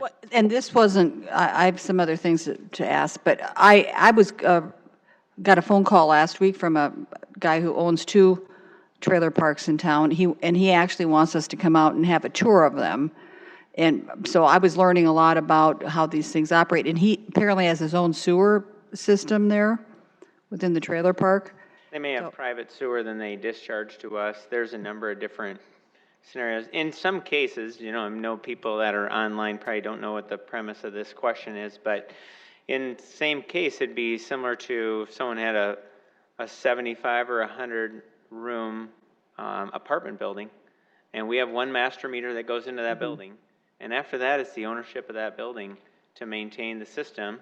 So the people in the basement all the way to the upper floor have good maintained plumbing, and there's getting a growing risk out there with some of these systems that are not being maintained. And I would just encourage us to, as we move forward, to include that group of people that run these in the discussion as we're talking about how, you know, how we're going to up the level of service to their residents, so to speak. Right. Onward to my other questions is, I remember in 2016, Mark, when you had the guys driving around in the van for like 180,000 about, they're coming back in 2020, you said? Coming back next month. Okay, so they came in, you gave us a report, we talked about the worst first, and then we were told, don't do worst first, and then Huther changed his mind and was going to do some worst firsts, and so my question is, and I agree with what, I'm coming off of what Pat Starr said, we go to our people, and of course, I'm going to just tell you, streets are a big deal. Streets, people, it's about priorities. You know, we can talk about 10 million for the River Greenway expansion. When you come to the people and you say, this is what we're going to do for your streets, that's really what they want to hear. So what can you tell me we've done for the inner streets right now? And what are we going to be doing? Since 2016, what's changed for our inner streets? Oh gosh, I mean that's a big question. I mean, have we tackled the worst? Are the worst gone? In 2016, the worst, are they still the worst? I think the numbers that there was numbers that if they were below a 25 on a scale of 0 to 100, they were considered very poor streets. And so one of the things we said is we're not going to go out and tackle all of them at once, because then we would go through all of our resources in a very short time, and then you have, 95% of your other streets that start to deteriorate and it's that equation that says we can put slurry seal on a street for $3,000 a block, we can mill and overlay a block for about $15,000 to $20,000 a block when we include the ADA ramps, or we can reconstruct the worst first at $100,000 a block. And so when you we have to weigh all those factors. I know one of them was up by the cathedral, had a score of 11. That particular one was already scheduled. So it's not that we avoid them, we put a number of them in our program every year, probably in that 20 to 25 blocks. So we, continue to work through the system, but they are generally roads that are beyond maintenance. But the bullet point ones you have here, I'm not really seeing any kind of, maybe you were just talking more about the arterial streets, not the residential things. I mean, I think it'd be neat to have a list of the residential areas so we can go to the citizens and say, we're doing this, we're doing this, this is what we're going to be doing for you. We're coming to your town, so to speak. Every year we produce the map, and so our residents and people that are near those, they see that, or if they engage us, they can. I vaguely remember the number was about 40 blocks that scored under a 25, and we've accomplished all those. And so our new data that we'll drive here in a couple of weeks, it'll probably take that firm a few months to get us the data, and then we'll start all over again. We're going to have some streets that are under a 25. I know we're going to. But, and that's, you always will have a few of those streets, but we already know that as well. Well, and Counselor Neistert, somewhere I read, I mean, he was making the point that we're putting more energy into streets, but how much of that is going into new streets and versus taking care of the old streets? So, yeah, well, I would say, look at the whole roadway package, the roadway CAP as one, because we are doing an enormous amount of maintenance. We're doing, a lot of expansion because we are a growing city, but then we're also doing reconstruction. Right. So what we could do is, if you're interested, we could turn on every street we've affected in, say, since 2016 and show you that map. It exists. And then you could see where we've been, and we've been all over the city. Well, and I think just like a bullet point thing of the streets would be nice, because sometimes the maps they don't have all the streets going through. It's hard to mark all of the details. So just, I mean, to be able to say, hand that to the citizens, say, this is what we have done for you, in spite of, the growing sound of people saying, wow, I mean, I'm hearing from people thinking that we've neglected these streets. That, I mean, infrastructure has been just kind of pushed to the side, and now we've got crumbling roads, and so this would be really great for your department to have that. Okay, next thing, Mark, some of us got an email from someone or a Facebook thing asking us, well, in making the accusation that we're taking into the landfill blades from wind turbines. Is that true? It is true. Yeah, they're hard fiberglass. We're optimizing how we process them so we can, still get close to our normal density of what we see. So where would they have come from? Because I don't know that we have those around in our area. I think most of them right now are coming out of Iowa. Is that right, Donnie? Albert Lee area. Mm-hmm. So why are they bringing them to our landfill? Well, we're why not we're take them a sizable landfill in the region, and so we're taking them in. They're paying out of market rates. They're paying twice the tipping fee of anybody local. And then what we just did a study on is we said, let's see what this costs us to actually process these blades, because a typical blade, they cut it into 3 pieces, and then they bring it to us. We drive over it with those large 120,000-pound compactors to break them down, and then we put them in the construction and demolition debris working phase. And so we've recently, even done an enhanced study to go, what's our airspace that they're taking up? What do we normally get from C&D? Should we charge any more? And so we're just in the process of taking a look at that. And you got to do a certain amount of handling them to understand what your costs are, so we can make those decisions. Well, and this person who sent this to us, George Hamilton is his name, and he stopped by my house the other day. And he said there's supposed to be, there's apparently a venue where you can crush these up and reutilize them into some kind of road surfacing. Yeah, we're going to look at, because we've got a Comtech grinder, and so we're talking about if we can actually run these through a high torque, low speed grinder. We're also talking to SoCup. They shear a lot of bridges in this area, and to see would it make sense for us to actually bring their shear out. I think we're going to do a pilot with them. And so we're working on it, but it's not a rumor. We're taking some wind turbine blades. Okay.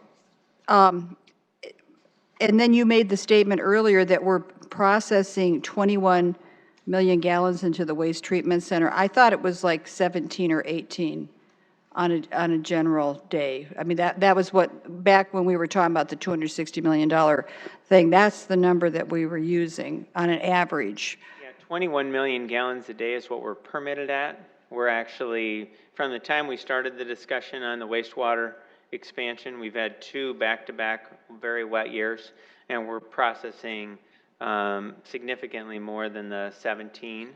But we don't want to let 1 or 2 years change our long-term averages. And so we are definitely above the 17, but we're still meeting our thresholds of what we have to discharge to the wastewater plant. But the 21 is what we're permitted to do, and ultimately we'll increase the plant up to 30 million gallons. Okay, because I thought I heard you say we're processing 20 million a day. No, it's finally came down to that, but for almost the entire first 6 months of the year, the plant was running just over and probably had an average flow rate of about 30 million gallons a day. Okay, thank you. Welcome. Counselor Starr. Yes, thank you, Mr. Chair. Maybe I'll stay with the landfill, so we stay kind of on the subject. We've bounced you all over the place this afternoon. So I know in the past you've come with a hauler plan and some of the things. Where are we at? Are we going to make some kind of improvement, or is there what are you seeing in the near future of taking a look at that? Well, the Solid Waste Planning Board is one of the larger boards of the city, and the discussion that they've been having is, instead of franchising or looking at some of those methods, does it make sense for us to limit the amount of licenses of haulers? And so we're looking at the pros and cons of that, and that discussion has honestly gone very good. It's came from the haulers, and if you look at, either way, if you were to go to an organized system, like some do franchise areas, you're limiting that as well. And so right now we've got, I think, 15 licensed haulers. We've got over 20 licensed haulers for the region. About 15 of them haul garbage in Sioux Falls. And so this would be a Sioux Falls specific idea, not region-wide. Because if you're Hartford, they should be able to make their own decision. If you're Del Rapids, Madison, things of that nature. So that's probably been the most recent discussion and then we're also going to be talking to St. Paul, see what some of their learning curves have been through their organized system. And so, but I would say in general, the Solid Waste Planning Board, one of the larger boards made up of haulers, recyclers, the counties, citizen reps, and our staff, have spent about 3 to 4 months talking about what are the pros and cons of capping the number of hauler licenses in Sioux Falls. So I don't have a time frame when I'm going to be able to at least have that conceptual discussion with you, but I would say it'll be, with budget, I don't want to say it'll be in September. It'll probably be in October. Okay? Super. One of the things that I watched a 60 Minutes episode this last weekend and talked about plastic recycling, and they even mentioned that you could put a pop bottle in the water stream in South Dakota and it would end up in the ocean. So I guess as notoriety goes, we better be careful what we do with our plastic bottles. But it really made me stop to think, are we at a point where we need in our recycling program a plastic bag ban, or a place of, how are we going to be able to recycle plastics, and where are we at in that? I mean, would that be something prudent that we should be considering as a community as other communities come online, or do we let the marketplace handle some of that? And from watching that episode, the marketplace isn't handling it because it's a cheap way of packaging and moving that direction. So I know. It's well, it was a very powerful story, and I would recommend anybody that can go back and see it. Just the vast use of what used to be considered a great product is sticking around for hundreds of years. Locally, the MRFs, the material recycling facilities, have said they're going to not take film bags anymore. That's what you get at your typical grocery store. Some entities like Costco and them don't even give them out. And so there's discussion about it. I think people are hearing from their haulers that the MRFs are not taking them. And so we want those film bags to go in the garbage as opposed to the recycling bin. And I think we still hope that, even though China's not buying much of the recyclables anymore, hopefully that really pushes the innovation of the United States and other countries to say, what can we make out of these products so we can not be stacking them up or re-landfilling them. And so I would just tell you in general, the recycling market is very disrupted right now.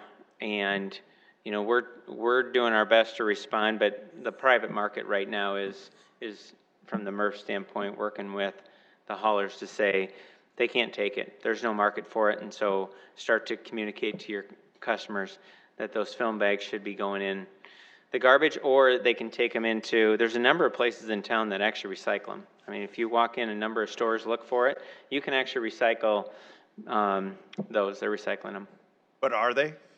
Well, they claim that there's some programs. I seen them the other day. I just don't want to recite them because No, I see the same ones in the box stores and some of the larger ones that they do, but there isn't anything that stops them from just adding it to their waste stream as well, and they end up in the trash.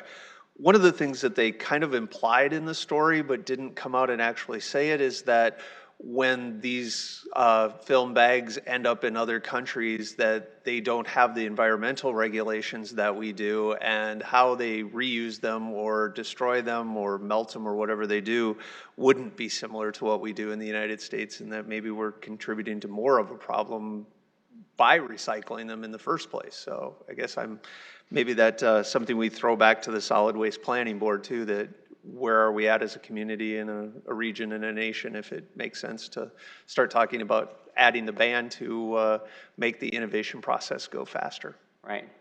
Yeah, very good. Thank you. Councilor Neitzer? Yeah, I hear that aluminum is making a comeback. There's some movement back to that because it can be recycled so many times, and so some vendors are moving to aluminum.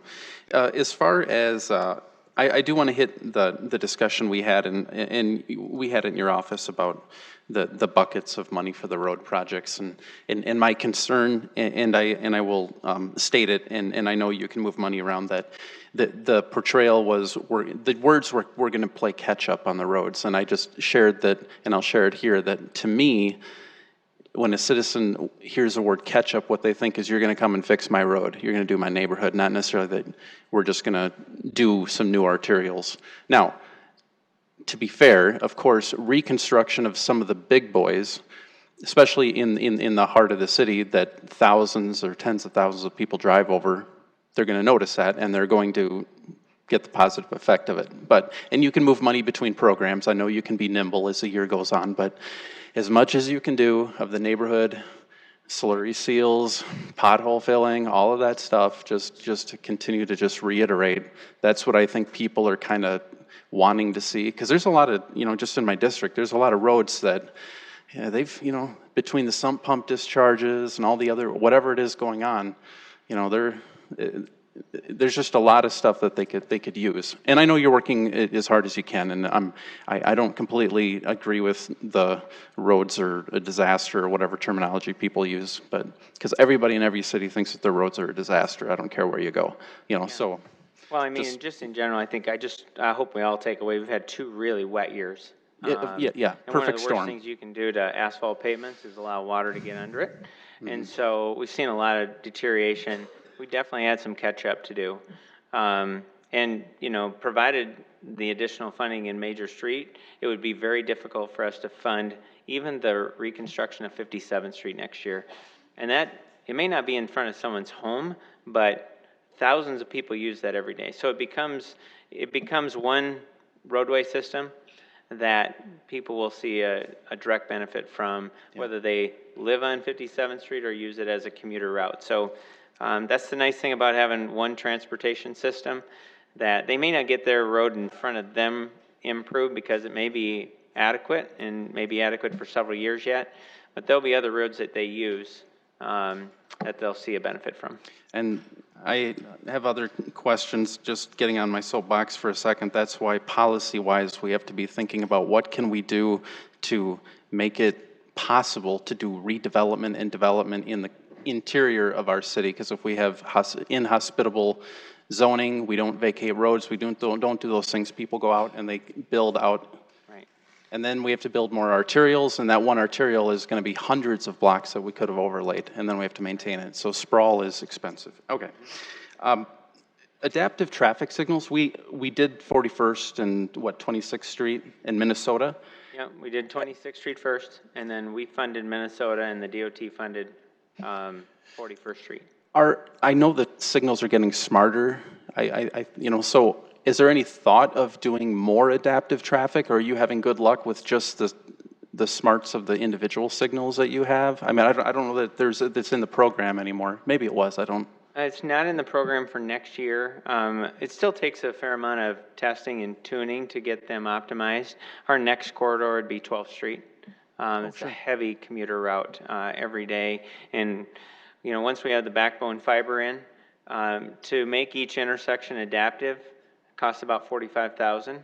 But that payback is very short, usually less than a year, because of the reduced in delay for the driving public.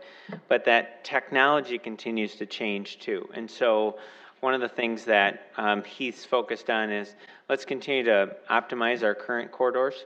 And it's not that we're going away from it, because it's absolutely the future, but you also have connected vehicles, autonomous vehicles coming, shared autonomous vehicles coming. There's a number of other strategies that are going to optimize transportation systems that we're excited about. Speaking of, I was in Las Vegas and I saw they're piloting a bunch of those driverless cars. Right on. So you saw those zipping around, so that was kind of trippy. You're right. They had pilots in case, but they were, Right, so they that's talk pretty about crazy. they can You could follow actually a get a lot lift closer, from that, so. They'll communicate with signals. They'll move a lot more traffic. Yeah.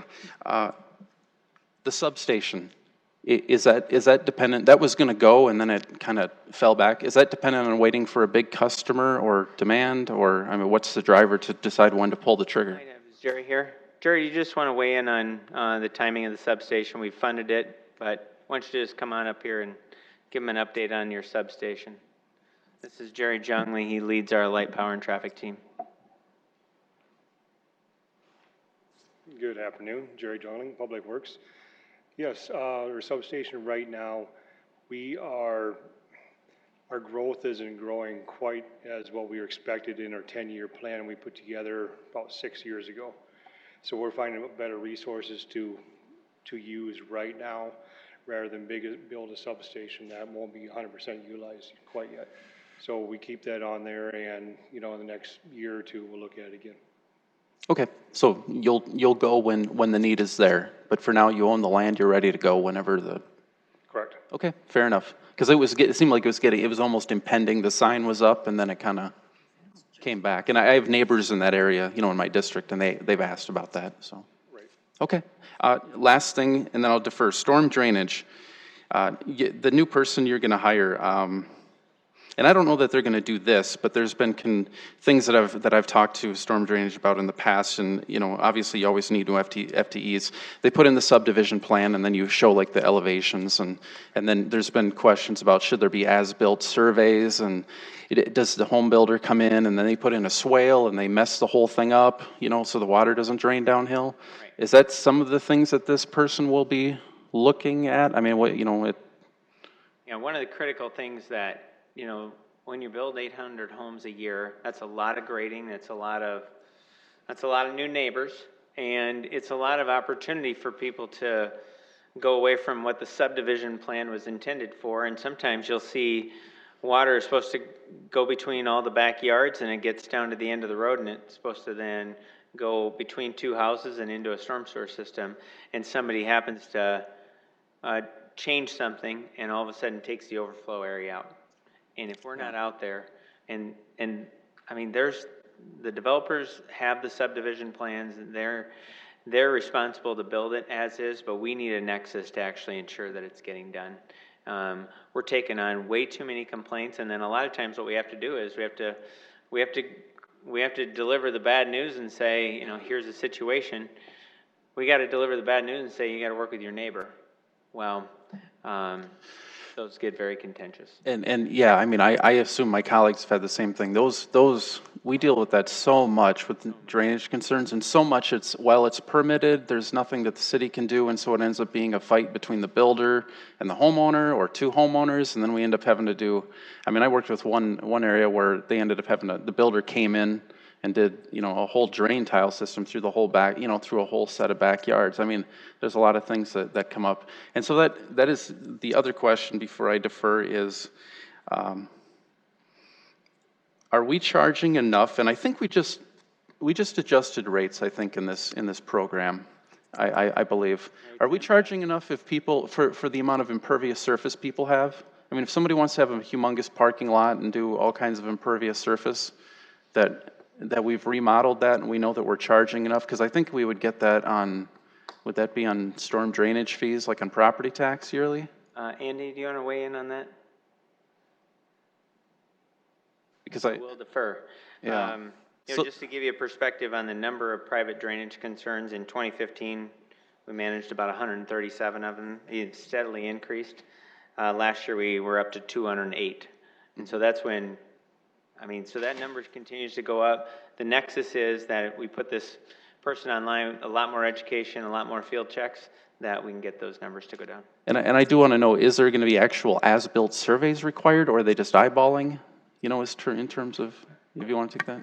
The current plan is not to do or require as-built surveys, but this new engineering technician will be provided the proper equipment to not just eyeball it, but if he needs to go out and get some elevations or whatever the case may be, give him the proper tools to go out and look at an area like this and say, yes, it does, it's higher in the back than the front, and there's not a high point at the houses that typically is a problem. And could they hold up like a certificate of occupancy, potentially? Would they be out that early, where they could enforce? That's generally what we do now. Okay, We yeah. do it on a much more limited basis currently, but if we find one, yes, we hold the certificate of occupancy until it is corrected. Okay. So the plan would be a similar approach in this instance, where we've identified a back to front draining property, and one or both builders built very close or filled in that area and treated it as a pitch point back to the back and front to the front type thing. So okay. Yeah. And then the impervious surface, the charges, is that being charged enough? we have not gone to that. We still bill drainage fees based on a general weighting factor based on the land use, single family, XYZ. But we are looking at that with the aerial flyovers that Mark mentioned earlier. That produces a layer that identifies all the impervious area in the aerial image. And so we have the capability to do it. We've looked at it with our GIS folks to see what effort it would take. Obviously, if you go down that path, there's more oversight. If somebody adds a patio or a shed in the future, how often do we have to go look at those type of things? So there's more logistical issues with it and some staff oversight, but we are looking at that because, yes, it certainly is more fair to the person that does a better job of having more green space on their lot versus somebody with the same land use that has a higher level of pavement. Okay, good, thanks. Councilor Staley? So Councilor Neitzer, just for clarification, were you talking about homeowners when you were talking about that, or were you talking about more, I was thinking you were talking about big parking lots, business parking lots? Well, everybody, but probably the most prominent would be very large businesses like a Walmart with huge amounts of concrete. That would be causing maybe drainage concerns over to other Right. neighbors, large parking lots Well, potentially. because Mark, how often do you have a drainage problem created by a patio put in? Of those complaints? We're talking about two different things. That, Oh, the but when he was patio- talking about, he just said, talking about monitoring patios and, so maybe he was talking about two different things too, because I was thinking we were talking about parking lots and businesses, not any concrete that you'd put down. Yeah, the billing would apply to all parcels, big business, small homes. It would be, and everyone would get a percent impervious on their parcel. So yes, the bigger impact is certainly the supermarket stores that have 90% of their parcel pavement, so there's a higher runoff factor, so they would pay a much higher bill than a single-family home or anything like that. The concern right now, or not the concern, but the idea is that if there is a commercial business, they get an 18 weight factor for their parcel, but if you're Joe's repair shop and you have 50% of your lot is still grass, you're paying 18 times your square footage, whereas somebody else that has a paved 98% of their lot, they're still paying that same 18 times their square footage. So if we can make it a little bit more accurate to basically their land use, it's a more fair way to charge folks their drainage fee based on their impact to your watershed. But would you be retrograding that, I mean, going back to looking at all the properties in Sioux Falls and then starting to assess some kind of a fee on to existing property owners? It's the annual fee that we're currently charging now on your taxes. It's not going to necessarily flesh out as an increase in people's fees. No, those are the things we're looking at right now. We've ran a sample of it to see how many go up, how many go down, and it's very little impact to the single family folks. But yes, there's minor. Well, I would say let's have no impact to the single. I mean, I can understand what I'm hearing from people that have had these concerns is when like Sanford puts a big new addition in, and then all of a sudden a neighborhood is experiencing flooding when they didn't have it before. Yeah, so, and that's more to the design standards. That's for detention, those kind of issues. The drainage fees are on another side of it. They are related. They pay more because they have a higher percentage, but they also have more detention requirements and things like that as well. And so, and just following up on what he's talking about, I didn't realize it was 208 complaints. I have had people contact me in developments, and they're just like out of their minds because they've just built a new home and it's filling up with water, and it's like they built on a swamp or something. So that is really a big concern for people, and we kind of end up having to say, well, buyer beware, nothing we can do. The developer is gone, no way to squeeze any help out of their resources, and that's really too bad for people. I feel sorry for them. But anyway, that's all I wanted to say on that. But I wanted to follow up on the garbage hauler. And I think we better we've got Yeah, I will. 5:45 I got it. is when we got public input. Okay. We got 3 more, so. Okay, so I wanted to say one more comment about that, because I wasn't aware that you were having these conversations. But what I will say is that I think people like local.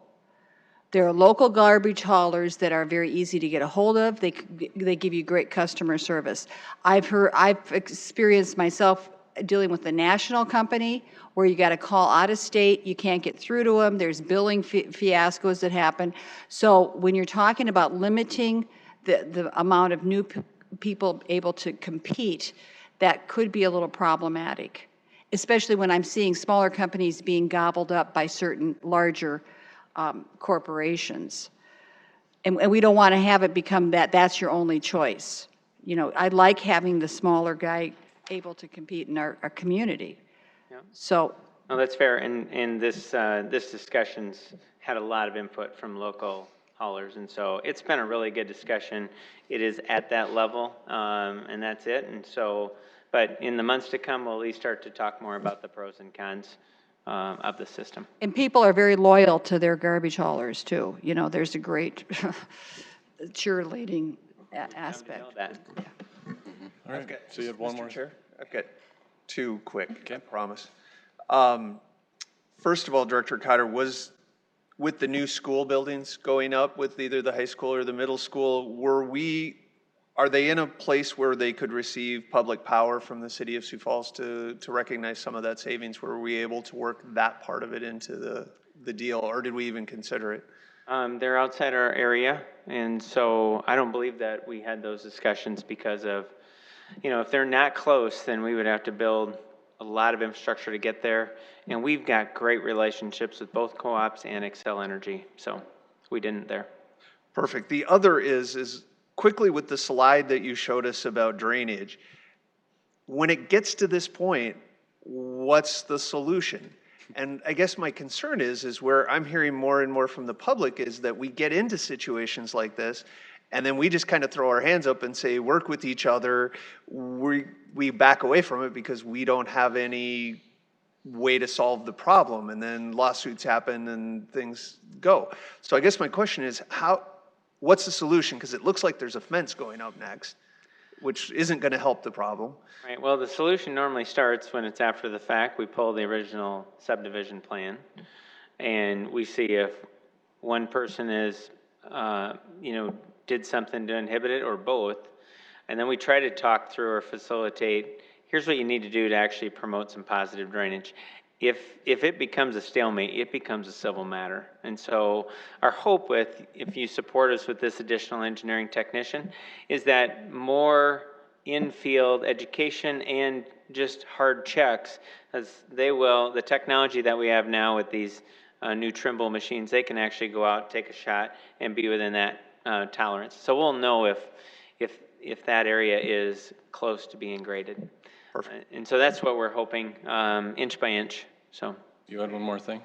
Yeah, to give everybody else, every other department a chance, I'm not going to ask any more questions. I did want to throw out a couple of, just lift up a couple of things. The drone apparently, for me, has been a game changer simply because with your city TV show, to be able to visualize the road projects, it's a really neat thing, and I think probably for citizens to kind of see it overhead, kind of see the progress. Right. So you've engaged that really well, or the innovation has. TLS Road just opening up has been really, really cool. For living over there many years, we've been on an island, and I will tell you, on Sunday there were people everywhere. They were going up and down the side paths. You had ladies with strollers, people running, people crossing the street, people with little kids riding their bike across TLS Road, which was designed well to make it as narrow as they could, given what they had to work with. So that was really, really good. Keep pushing it on complete streets. And the Minnesota ADA improvements, very nice. That it's not just good for just people with disabilities. They're just very nice to be able to traverse walking and riding, me riding into bike into downtown, and for example, if I'm ever on the sidewalk. So they seem to have done a nice job with the ADA ramps around town. Yeah, very good. Thank you so much. Thank you all for your time. We appreciate it. Take care. Enjoy the rest of your birthday. Thank you. Can only get better from here, right? Yeah. So now we got Park and Recreation. Welcome.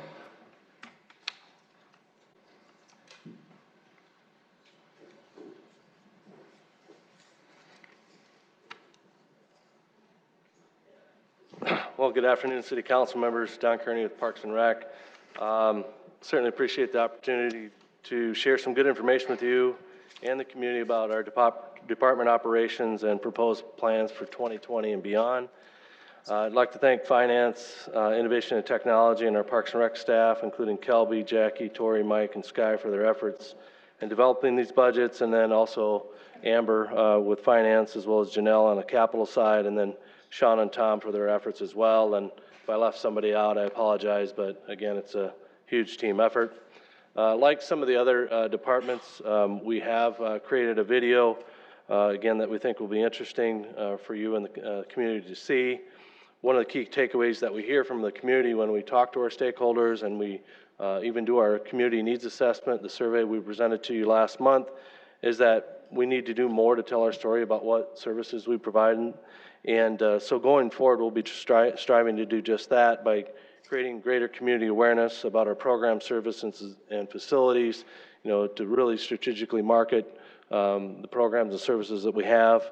And so this video will do some of that, and then we'll have more to come in the future as well. So we'll start the video and hope you enjoy it.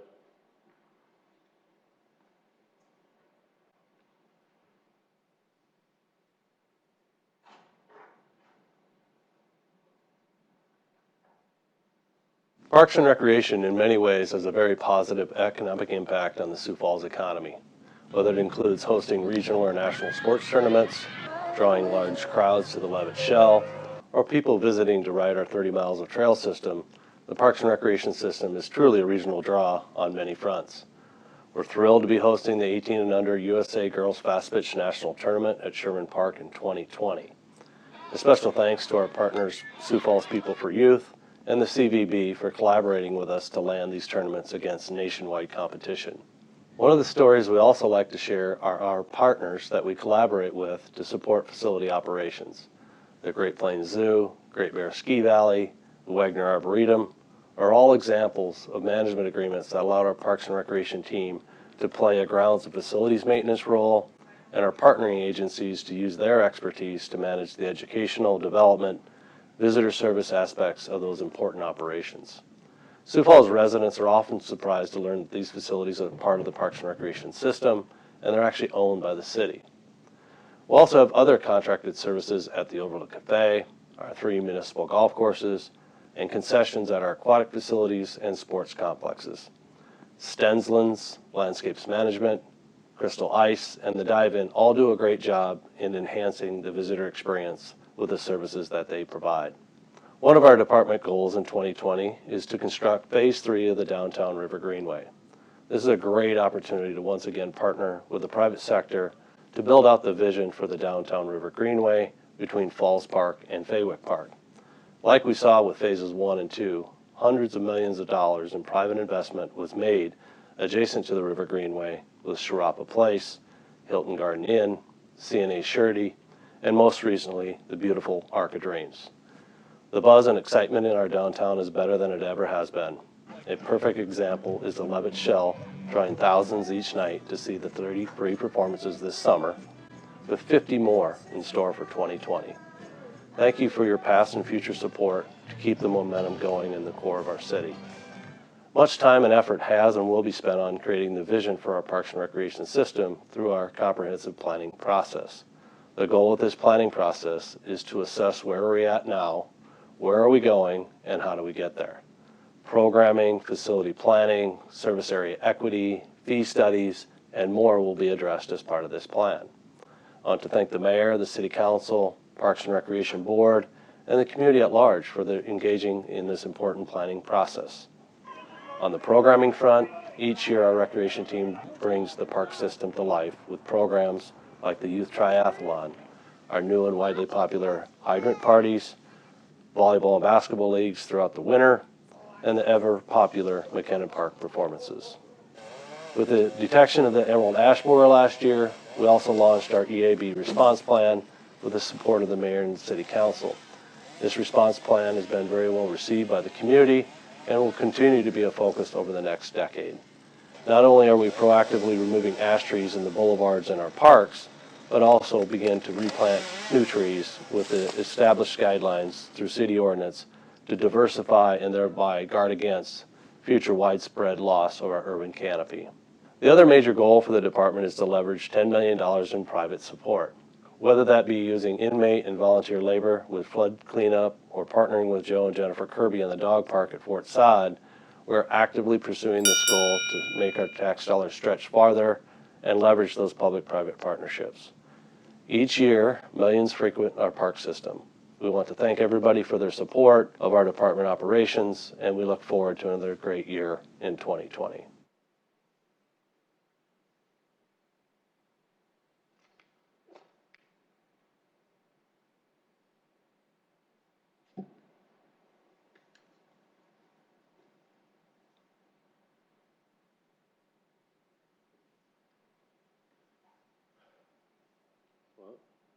Okay, back to telling a little bit more about our story.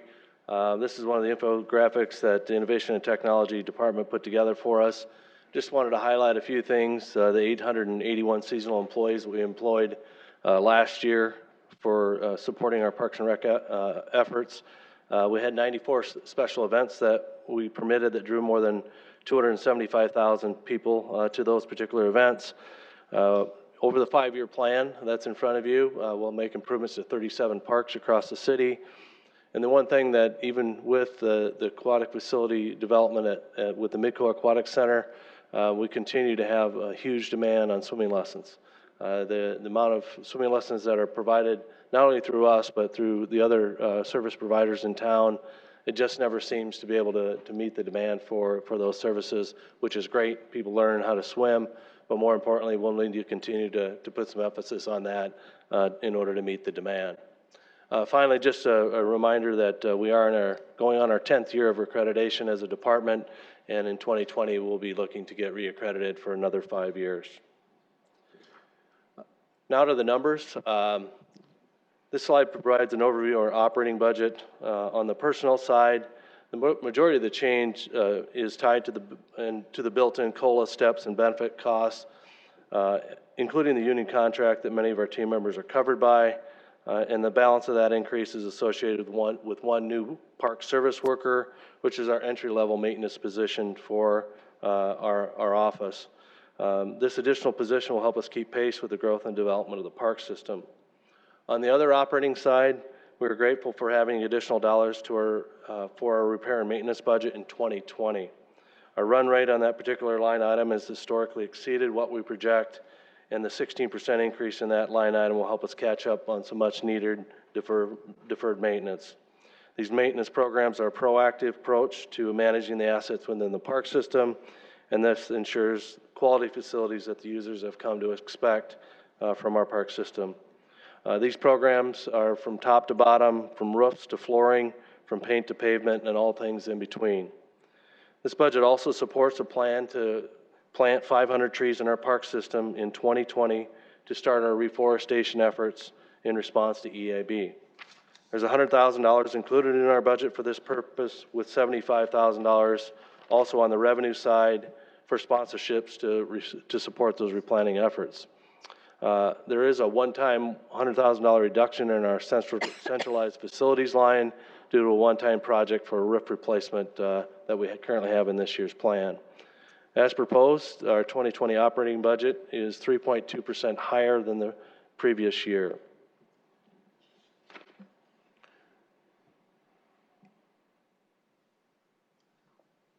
On to capital.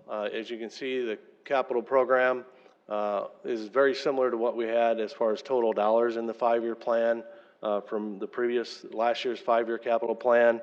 And you'll note that 23 and 23 are heavily more invested in those out years than the first 3 of that 5-year plan. Wanted to talk through some of the nodal projects for 2020 as proposed, realizing that we approved the 2020 plan and realizing the rest of the CIP is not appropriated. Starting out with the internal trail reconstruction at Harmon Park. We'll be doing some work there. We also have our parkland acquisition fund that has an additional $500,000 in each of the 5 years for the home buyouts in the Tomar Park area. If you remember, the council appropriated $1 million for the home buyouts in this current year. I can tell you that we currently have 8 of those homes under contract, and that'll essentially exhaust the dollars that we have available in 2019, but know that we have $500,000 over the next 5 years to continue to do that going forward. The balance of land acquisition funds will be available for land acquisitions for trail development along the Cherry Creek corridor on our city's west side and the Big Sioux River Trail that extends east towards Great Bear. As it relates to land acquisition, one of our former park board members used to always say that the parkland acquisition fund is really the foundation of building and expanding and sustaining a park system, and certainly we believe that holds true. With regard to the Great Bear chairlift, that remains in the plan with the goal of finding private support to push that project over the finish line. We're actively working with Dan Greider and the Great Bear board to garner that private support. The design of that project is nearing completion, and this project should be shelf ready to bid in the next 60 days. We also have phase 2 of the Terrace Park ball field renovations that will take place in 2020. If you've been by Terrace lately, you'll note that about half of those fields are being renovated as we speak, and this project will complete the renovations of the rest of the fields at that location. And then we'll also be revisiting the master plan that was approved by the park board a few years ago for Terrace Park in next year's plan as well. The Sertoma Park Bridge replacement is in the plan. That was actually in last year's plan as well. And just note that as a result of the March flooding, it basically took it from a condition of needing to be replaced to needing to be closed down. And so since the flooding event happened, we had it inspected and it's been closed. And so we're anxious to get that bridge replaced next year.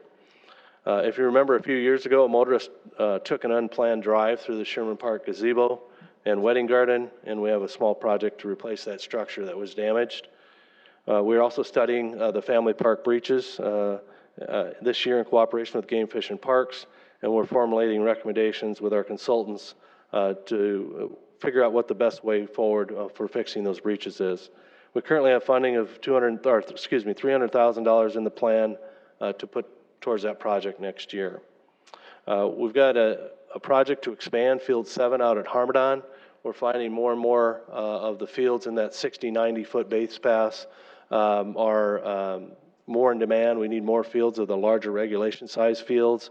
And so we're working with SEB on a 50-50 public-private partnership to replace that, expand the size of that field. The last project I wanted to highlight for 2020 is the drainage project we're working on with Public Works in and around the Prairie Green Golf Course. Public Works was doing some drainage work in that area and doing a drainage study, and so we worked with them to identify conditions on the course and camera some of the lines we thought we were having problems with. And it turns out that more than 25 years later, after the storm drainage system within the golf course was installed, it was installed with plastic pipe at the time. And so what we're finding is that the plastic pipe that was installed is not conveying the water like we need it to. And so we have a project in our 5-year plan, or excuse me, the 2020 plan to replace that plastic pipe where we know that it's failed with concrete pipe. As it relates to the balance of the 2020 to 2024 plan, our cyclic maintenance programs, I wanted to bring those up. Those are really the backbone of the care and maintenance of the infrastructure of the park system, you know, whether it be bike trails, playgrounds, internal trails, park roads and lots, and our play court improvements such as basketball courts, tennis courts, anything court related. And so those really remain in our plan and really focus on the mantra of taking care of what we have. And then we also have Terrace Park Master Plan improvements in our 5-year plan, both in 22 and 2024, to build out the improvements in that master plan. Park storage, if you remember, we talked about that project last year. We originally planned that project to be done in 2020, but that has been moved back 1 year into 2021. This building will allow us to be able to store equipment inside and out of the elements, thereby extending the useful life of that equipment. And so just essentially due to balancing the CIP, we did push that project out 1 year. Harmadon baseball field turf, this project remains in the plan with the goal of getting private funding to add synthetic turf to the infields of fields 1, 2, and 3. This, as proposed, is a completely privately funded project, and it certainly would help in some of the rainouts that we experience out at Harmadon. Elmwood Golf Course, it was actually in the plan last year. It's no longer in the plan. Wanted to draw your attention to that. You probably remember the fire that we had earlier this year.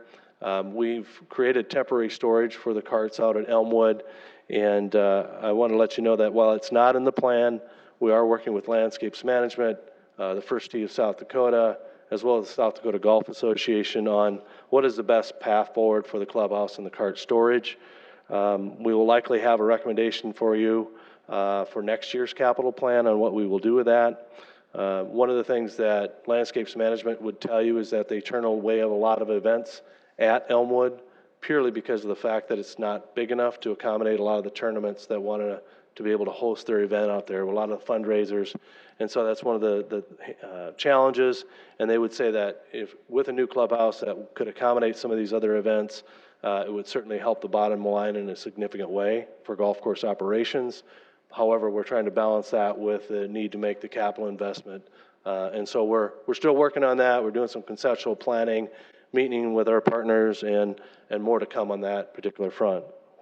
Land acquisition, Brandon Valley School District continues to seek out land within the city limits of Sioux Falls. And so there's a park school site that's been identified east of Cactus Heights and west of Powder House Road for a new elementary school that we'd look to partner with them on in the future. This is a school that's probably 10 to 15 years out, but it is within their school district boundaries, and we are talking to them about having another joint school park site. And then I would just want to touch on the comprehensive plan as well. As you know, we continue to work on that comprehensive plan, and we're making good progress on it.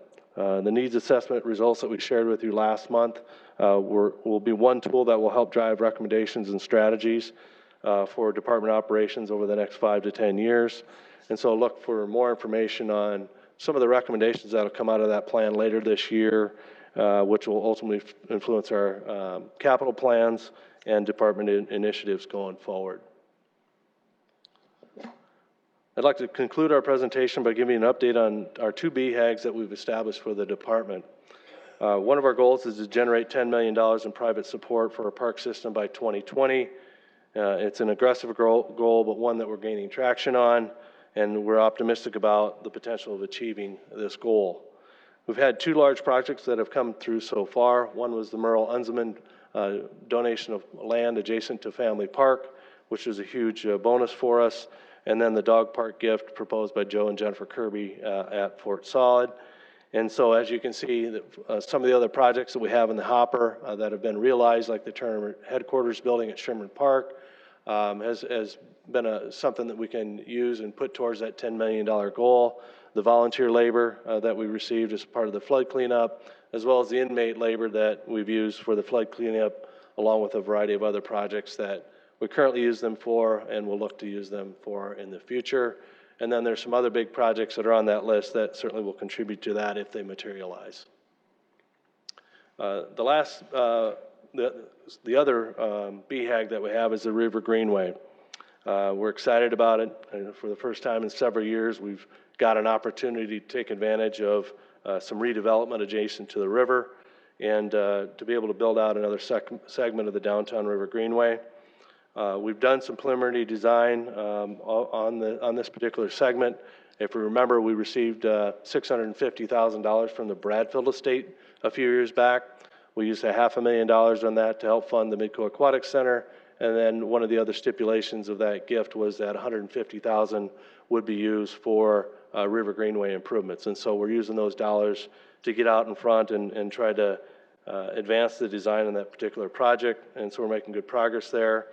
And the key, as you know, if you're around with phase 1 or phase 2 of the River Greenway, access is critical to be able to build those improvements while that private redevelopment is happening as well.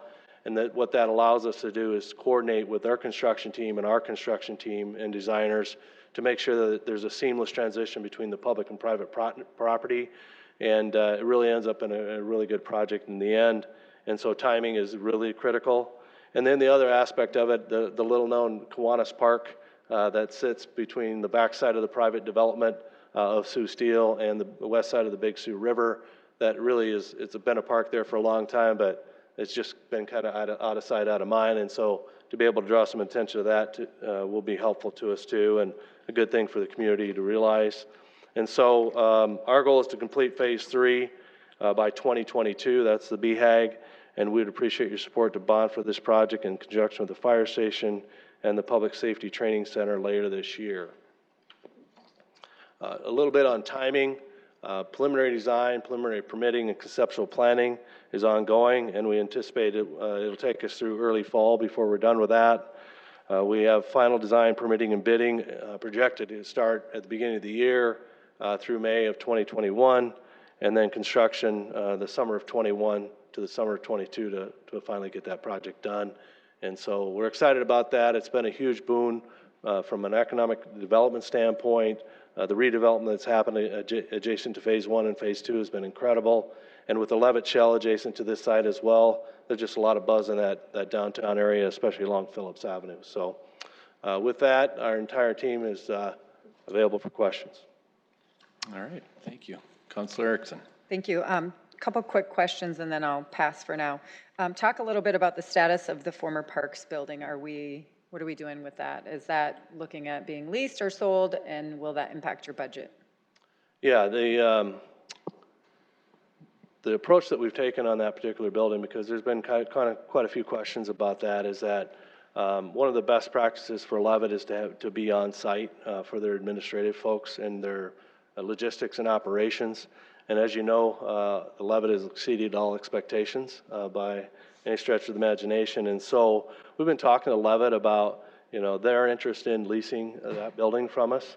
And I think that interest is pretty strong. And so as it relates to how it might affect our budget, I could see that being something very positive as it relates to bringing in lease revenue from that particular building. We're not there yet. We wanted to live the season of Levitt first to understand what all the dynamics of living that were. How did the vendors work out? How did the food and beverage work out? How did parking work out? Logistics for their particular operation would be important to learn. And so we're going to regroup and reset, and then we may in the future come to you for a proposal that would involve leasing that space to them, but it may end up not working out either, but that's something that we're actively pursuing. Thank you. I appreciate the update on that. Not putting any thought into it makes me a little nervous to just have that be office space when it's such a prime piece of property right there. But if it means generating a little income for the next couple of years until we're ready to really have a plan for that, then not a huge deal. It'd be nice to bring a little income in with that. And then piggybacking off the Levitt conversations, what opportunities are there to expand the Levitt, if any? It's my understanding 2 of the events exceeded over 5,000 people, which is beyond capacity, and having people in the median and so on and so forth. Do we have opportunity to expand, or is it kind of when we're full, we're full? Yeah, the 5,000 seating capacity was the standard that was established by Levitt. That's kind of what they've typically required of any Levitt going in. Obviously, the majority of the concerts, we believe that the lawn will accommodate those concerts, and I believe they have. I think the question will be, is there another plan for when we think we're going to have a bigger audience, bigger draw come in? And we'll be sitting down with Levitt and all the stakeholders to identify what do we do in those situations, how do we accommodate that. And we've only dove out about 4 acres of the site. We've got another 9 to the north of it. Some of it's being used for staging right now, where we've got a temporary construction easement for the development of the Cascades, but that'll all end up being available for future development. The challenge with that area to the north, it's a bit more restrictive because it's over the clay cap where we have the contamination. And so, but certainly want to be able to repurpose it and make it complementary use to Levitt. Perfect, thank you. My final question for now I'll ask is, I know, I don't see anybody here from the zoo, but I know there was some big changes made to their, when I asked about it, it's within their purview of doing it. But maybe just talk a little bit about how that impacts the management agreement, if any, and any additional funds that might bring in with the new company coming in and managing the concession stands, and how that impacts the zoo. Yeah, so what Councilor Erickson is referring to is that they've subcontracted out their concession operations, their retail aspects of the operations on zoo grounds with a company that's really got a good reputation for doing that. Through their agreement, with their management agreement, they have the capacity or the ability to do that through that agreement. And we reviewed that with our legal team, and they blessed that. But as it relates to the agreement, I don't know that it really affects us at all. I think from a bottom line for the zoo, it was going to be a positive thing for them. It would be bring in additional revenue that they could really not have to or not be able to do by themselves. They relied on seasonal employees a lot, and so this model that they have with this third party, I think, is going to be very, very beneficial to them, at least on the projection side. The challenge will be, just recapping that at the end of the season to find out how did that work out in the end. So that's really where we're at. Thank you. Councilor Sale. Thank you. Thank you, Director Kernan. First off, I'd like to congratulate you on the success of the Levitt and your part in playing in that. That's an outstanding venue for downtown Sioux Falls. If there's 2 things that I might hear about the park system today. First off is we need a dedicated curling facility. I think we all agree to that. The second thing is the drainage at Harmon Field. If there's one consistent theme I hear from younger people as their sons are in baseball or daughters are playing, that seems to be an issue. And I've seen a capital plan. It looks like there's some long-term solutions. What can we expect in the short term for Harmon Field? Well, it's a long story, to be honest with you. When those fields were originally built, there was a decision at the time to really not put what we would call industry standards drainage and slope on those that they would drain off. Over time, we've tried to do some deep time aerating, a variety of different things to try to help the situation. You know, the field turf projects, you know, we think is probably the best solution, because not only do we have some drainage issues there, but we also essentially just get a lot of wear. You know, the number of games that are played on those fields is pretty intensive, and it takes quite a beating. And so to have these synthetic turf fields on the infields would certainly help us.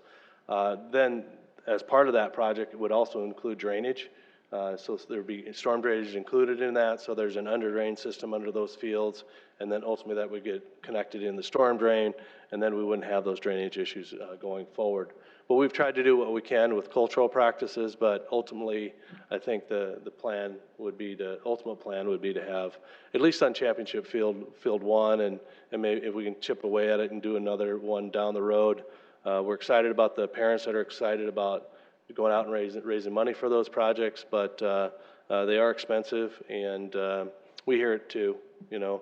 But the reality is that, you know, a lot of times when Harmon gets rained out, the challenge we have is that it's potentially dozens and dozens and dozens of games. If it happens in Brandon, or if it happens in Mitchell, it affects a lot fewer people. And so when it happens at Harmon, it's just a ripple effect because of the number of fields that we have out there. So I'm not trying to discount the need for improved drainage out there and playability, but it is a factor that goes into knowing that you're just affecting a lot more people when you're talking about Harmon. Thank you. You bet. Anybody else? Councilor Staley? Say, Don, tell us when we can expect to see the master plan coming out. The schedule is in the November timeframe for if you're talking about the comprehensive plan. Yes. Yep. So how is that going to be presented to us? Are you coming in as an informational?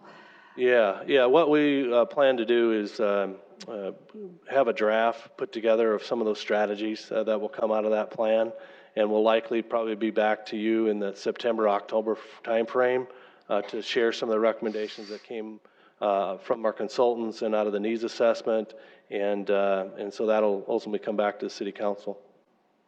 So will that affect the budget? Are you going to be, would you be asking for any monetary changes? No, this is just really a planning document at this time, and so it would certainly affect future budgets over the next 5-year plan going forward, but nothing in 2020 or even in the out years at this point, because we haven't formulated those recommendations yet. Okay. I do want to say, as I say all the time, is that I think it's so wonderful that we have Drake Springs, Frank Olson Pool. I've been swimming there 3 to 4 times a week all summer. And I was just at Drake Springs today. I'll tell you what, it's like being at a resort from 11 until 1. You got people doing the water walking. You got people, the chairs are right up along the pool there. It was music playing. I was next to a lady yesterday. She says, you know, this is like being in California at some resort. It's lovely. It's a wonderful thing. And again, I think we need to just continue to pour that energy into our other pools, like for usage at noon. Frank Olson would be a perfect place to have something like that to attract people in. So I'm hoping we can look at creative ways to enhance the existing pools that we have. I also want to say thank you for meeting with one of our staff members on behalf of myself and some other council members, advocating for a pilot program for Project Trim. And that's going to be an ongoing conversation that I don't think we're through with that yet. But I do believe, and I'm glad you were open to discussing it, because I think our citizens would like to have that provided as part of their taxational rebate, so to speak. We are tax collectors. You and I, all of us here, we're tax collectors. And historically, tax collectors in the Bible and throughout history haven't been held in very high regard, because they tend to just take and not give back. Helping out with Project Trim, I think would be a huge asset. I've said it over and over again. I'll keep saying it. I wanted to know, Don, if you could just tell us how much we've used the inmates, and what have they been used for? Yeah, I think the last number I saw was we had about 400 hours of inmate time that we've used. I think this week they're over at the Midco Aquatic Center helping us scrub the bottoms of the pools and doing a variety of different tasks over there to do kind of our summertime shutdown and maintenance.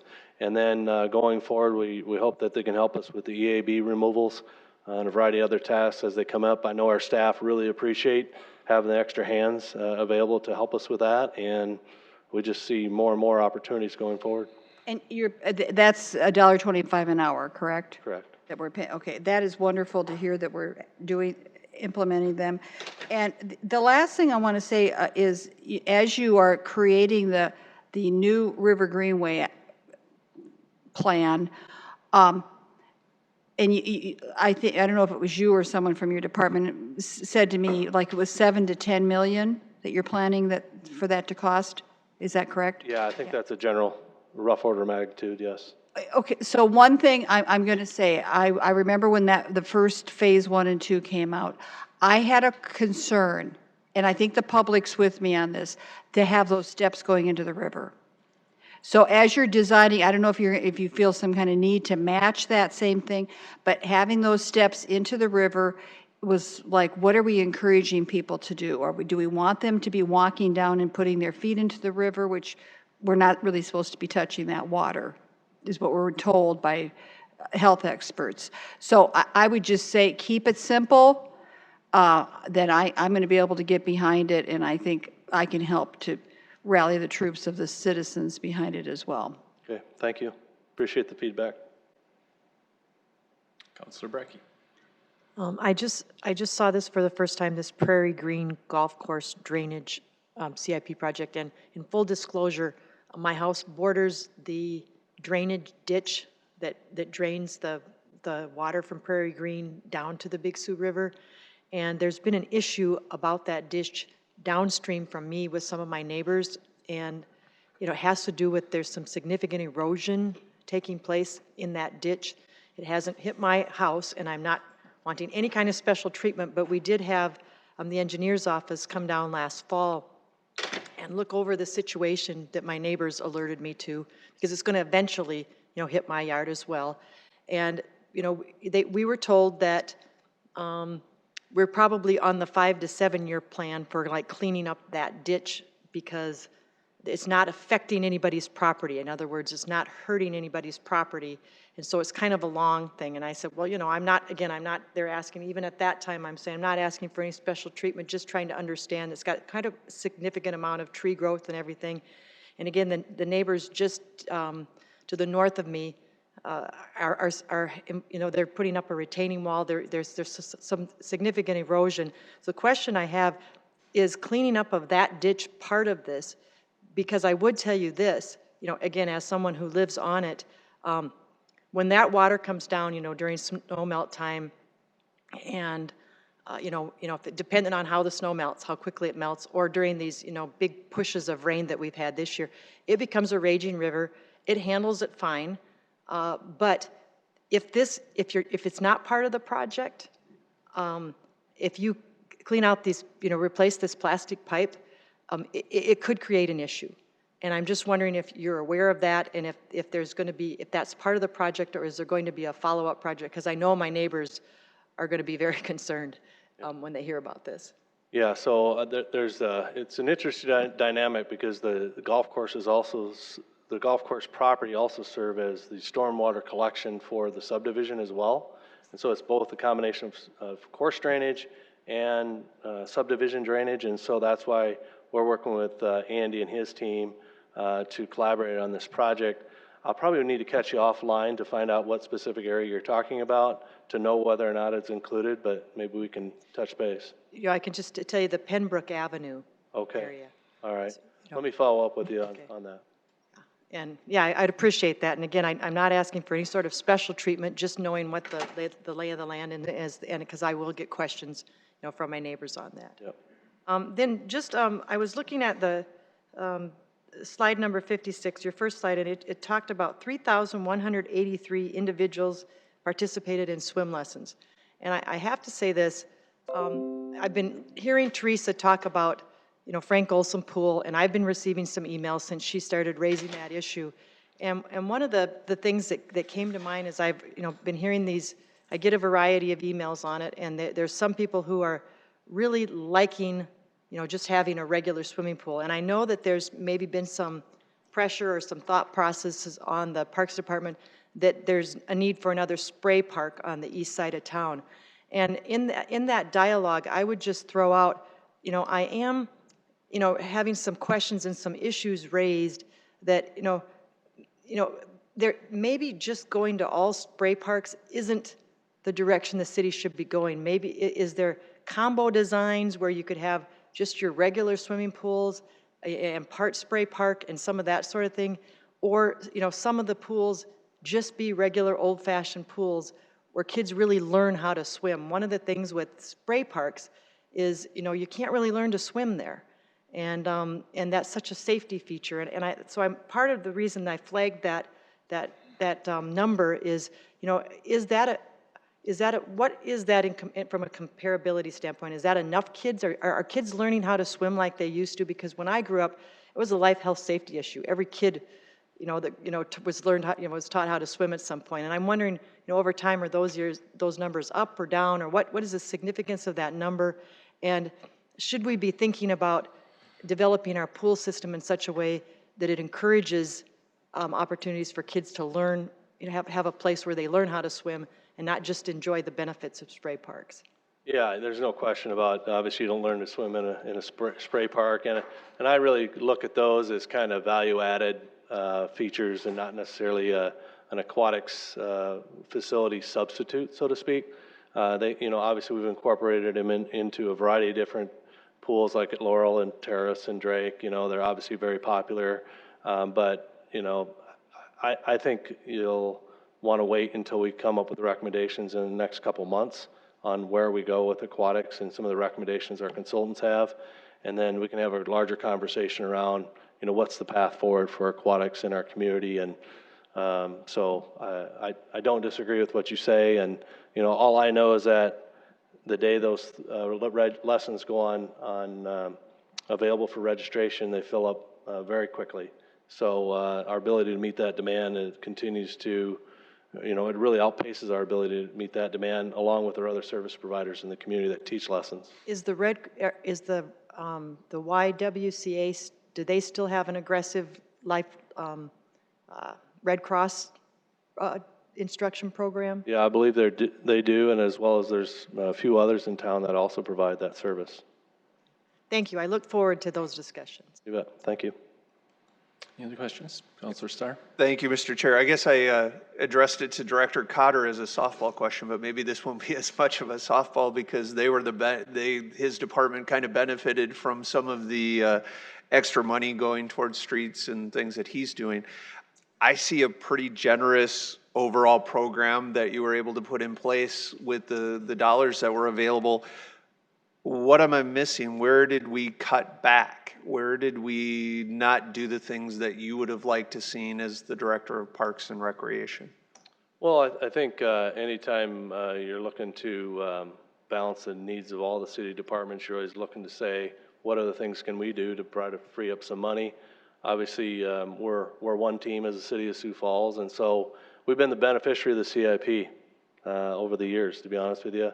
As you all know, the Midco Aquatic Center, the River Greenway, and some of those other larger projects, we've been the beneficiary, and we kind of like, hey, thank you. It was great to see that. And I always think it's like a lot of things, whether it's be the stock market or anything else, it goes in cycles. And there are times when there are needs in your household for a new roof, and then it becomes a new driveway, or it becomes you have to paint the house that particular year. And I say that because I'm not concerned about where we're at. The total dollars are really very similar to the previous 5-year plan. The difference, I think, probably is the most difference is that a lot of those dollars are going to an important project, and that's the buyout of those Tomar Park homes. We've got $500,000 a year in there for that. And then I think generally, if anything, there were some deferrals of some projects that either left the plan that were lower on the priority list or got moved out a year or two. And if you look at the plan, you can kind of see that. But all in all, what I'm really excited about is the repair and maintenance money that we have in our operating budget. I think that'll be very helpful to us It's just that fix and replace, and again, it's just like your home. There's just things that have to get replaced from now and then. And when you have 80 parks and 3,000 acres and hundreds of millions of dollars of assets, it just takes a lot to keep it going. So we're just really appreciative of the administration and Sean being supportive of repair and maintenance efforts in the park system. And so hopefully that answers your question. No, that's a perfect answer, or what I was looking for. Was going in a couple of different directions, and I apologize. I didn't hear you talk much about the Mary Jo Arboretum, or Mary Jo Wagner Arboretum. Give us an update of where that's at and what our investment and how that moves forward. I know there's been some talk and a little bit of controversy about adding different things, but I think there's some big gifts on the way as well, too, for expansion and things. So kind of walk us through that just a little bit. Yeah, so we have a management agreement with the Arboretum Society, and that agreement expires at the end of this year. And so we're currently in the process of renegotiating that agreement. The other thing that we're doing is that we are working on a comprehensive plan just for the Arboretum. And so we're working on hand in hand with them. We have Confluence on board, as well as Pros Consulting, to help us flesh out what does the future of the Arboretum look like. Much like we're doing for the entire park system, but this is just focused just on the Arboretum. You had talked about future dollars coming that way towards the Arboretum. Obviously, the Carl Wagner gift is obviously out there, and then the Judy Jasper gift is out there as well, where those future gifts will materialize in time. And so that's good to know, but ultimately we also need to have an understanding of what's the business plan for the Arboretum Society, because very difficult to generate revenue out there, and in order for them to be able to support operations and then also help raise money for capital development, there's a lot of planning work going on around that so we have a good path forward, and we understand what the relationship should be going forward between the city and the county and the society. Awesome. When we're putting a lot of focus now on your department to raise money, do we have someone specifically who's responsible for that? Is there a development director, I guess, is what you would maybe call it in the private sector or the nonprofit sector, or how do you see that going forward? What I would say is that, there's been some discussions about that. Ultimately, so far, we've been working with the Community Foundation. Andy Patterson has been great to work with, and seeking out ways where, we can establish funds that people can give to through the Community Foundation, then ultimately the city could be the beneficiary of. And so I think it's a work in progress. I wish I had more detail for you, but I know we're starting to ask ourselves the same question about how do we accomplish all these goals that we have for private investment. Well, and I think that's something we've talked about too as a council and as part of the budget process is if everyone's responsible, then really no one's accountable through the system. So it sure makes sense to have someone to lead that effort, and right, or that it's a big part of their job. So yep, thank you. Councilor Neitzer. So real quick, answering Councilor Starr's question, something that's near and dear to my heart is the Cherry Creek Bike Trail corridor that goes from Legacy Park over to Family Park and then also up to University Center. That's kind of been on the list in the plan for years and years, and it's moved back, and now it's out of the plan completely. So I'd like to get it back. There's reasons for it, and things had to go, but I would love to see it back. So that's one thing, and I had the conversation with them, and I understand, there's a lot of projects and limited funds.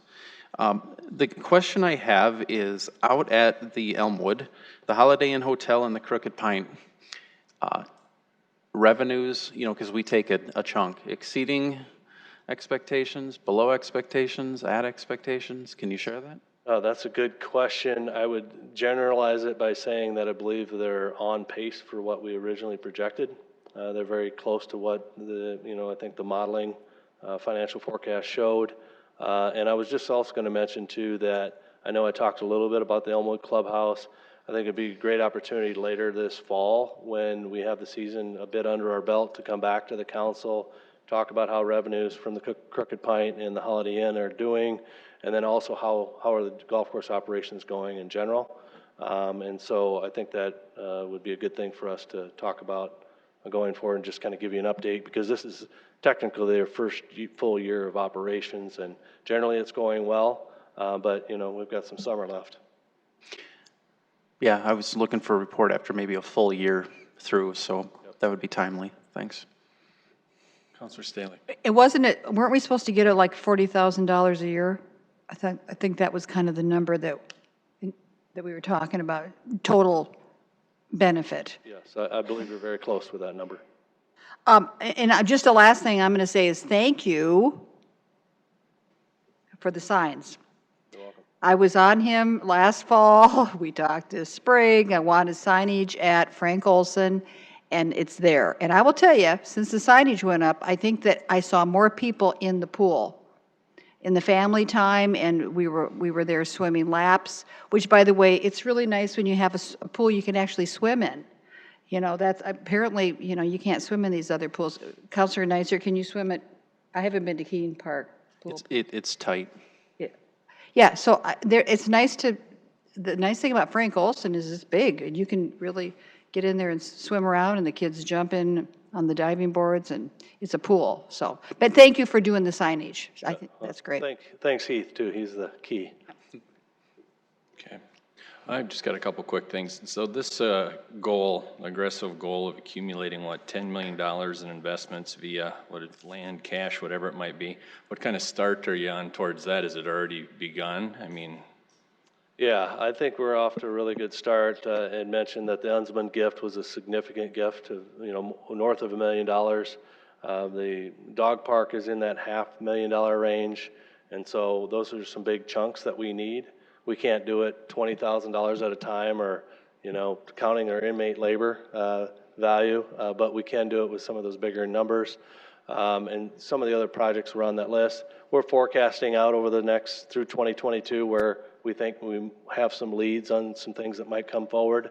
And it's amazing the number of people that come out of the woodwork, like People for Youth that want to build us a tournament headquarters building, or, you know, the turf project, you know, could be, you know, that's a big one out there. The Lions project comes through. So we're really optimistic about it. We're trying to generate as much support and interest in giving to the city and helping us with the projects we need to get done. So we're optimistic. good. Off to a good start, right? Yep. The only other question, kind of tailing off the Elmwood thing, I mean, is it already is there a concept already to redo that clubhouse and kind of here's what we're going to do, but it's a matter of funds in the next couple of years kind of thing, or how far along down is it? Because I know that place needs to be. Yeah, so a few months ago, we sat down with stakeholders, that being Landscapes and their entire team, Tom Janza with the South Dakota Golf Association, as well as the folks at the First Tee, and said, hey, you know, how do you want to be part of this? Can this be a public-private partnership? And they had strong interest in doing that. And so we've retained an architect to try to put some conceptual planning together about where would a new clubhouse go. What about the cart barn? Do we want to go back to electric carts like we had before? The answer is yes. Right now we have a gas fleet, but you know, obviously we're working with Sean and his team on determining, you know, what's the best way to go about it. We're not quite there yet, but yeah, we do have some concepts, and I think we'd be able to show some of those to you this fall about some of the things we're thinking about, and I think it could be pretty exciting. And Landscapes is very excited about the revenue that we could bring in and make the courses even more profitable. All right, thank you very much. Thank you. Appreciate it. So next we will hear from Transit. Welcome, Sam.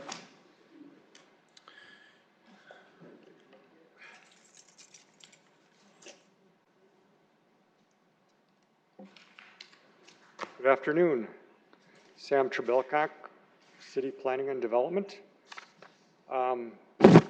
So first of all, I'd like to thank, in helping putting together this presentation, Surrey Metro staff, Planning and Development team, and then also the finance team. There's a lot of different moving parts in this budget that I'll kind of speak to a little bit. A lot of what we talk about in this budget is going to be what we call a kind of a status quo budget. And then I'll start talking a little bit about the core team at the end of the presentation and kind of reference that.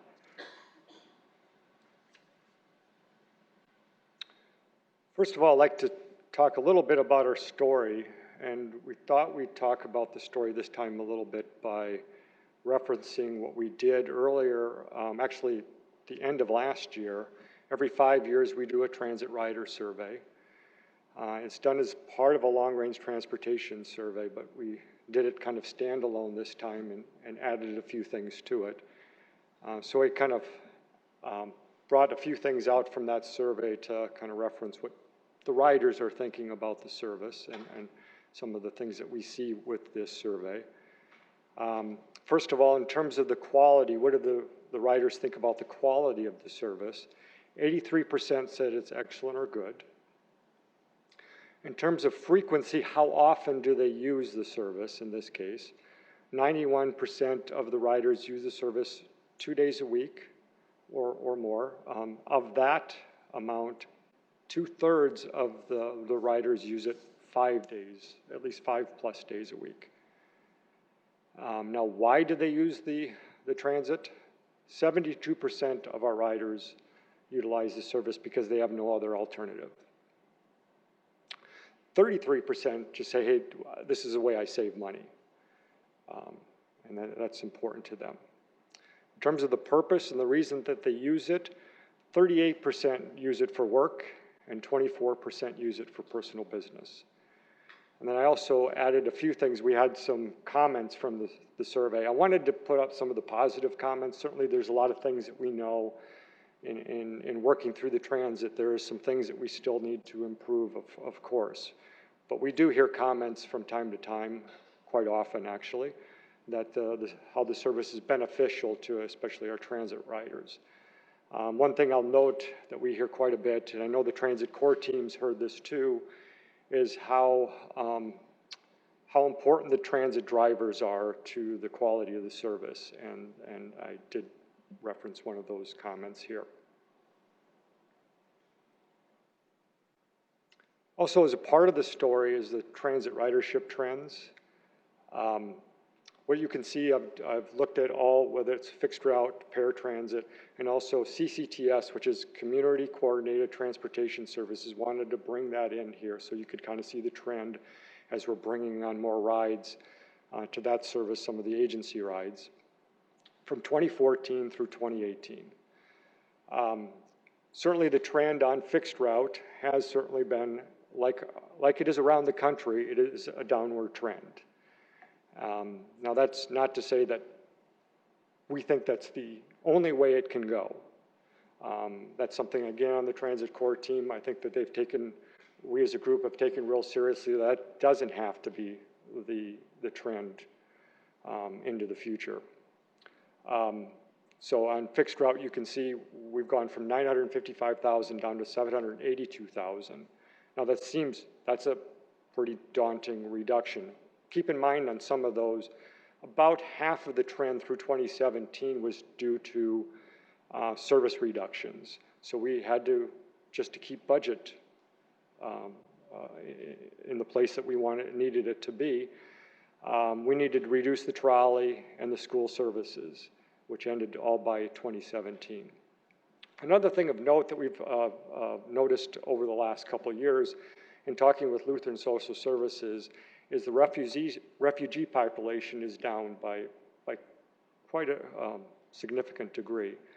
And when we have about, every day we have about 500 to 600 riders on our system. And when there's 450 of those, of the Lutheran Social Services refugee population that use that quite often in talking with Lutheran Social Services, it's down by half by the end of 2018. So that's a pretty significant number also to take in consideration, and we know that's part of what's going on. Again, still, ridership continues to decrease consistent with national trends. We know the economy's better, that's part of it.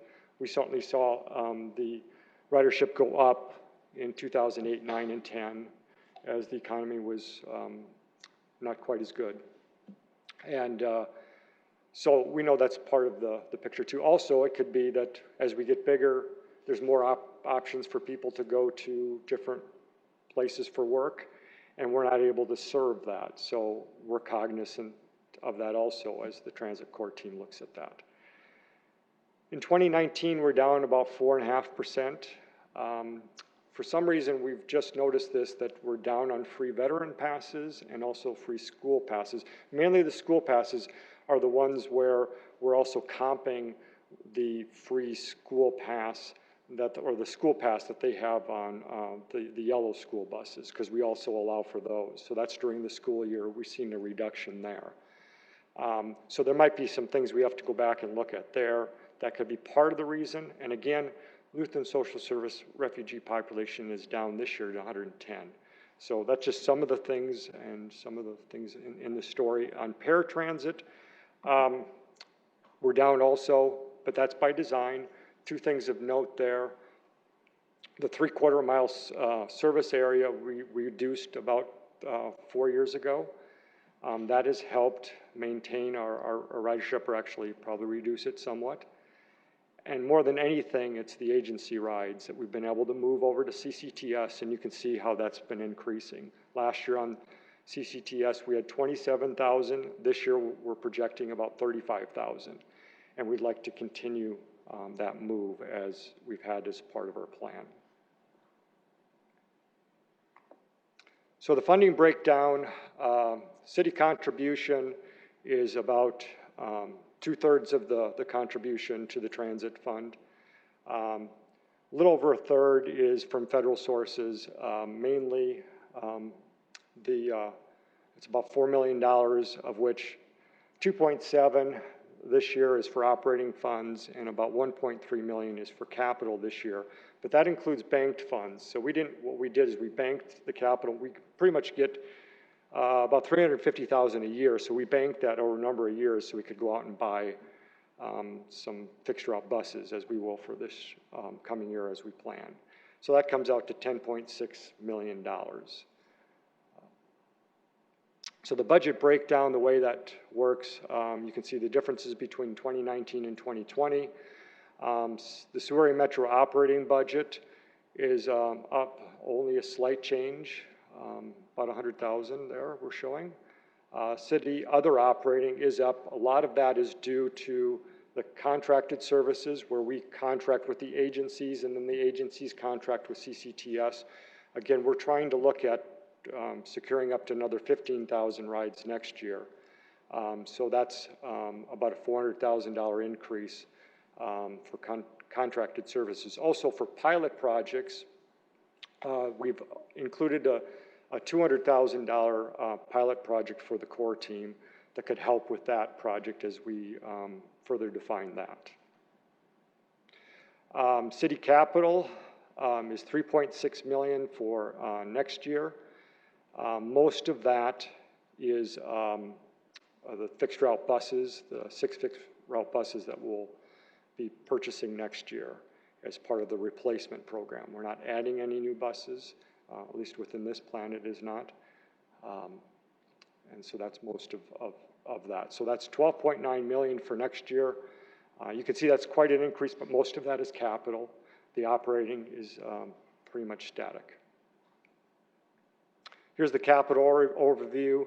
As I mentioned before, fixed route buses. We have 6 fixed route buses at $2.9 million. We're also looking at a transit office remodel, and this is just design at $330,000. Electronic fare boxes, we're starting to look at replacing those at $315,000. There's a pickup, and there's 3 bus shelters that we've included.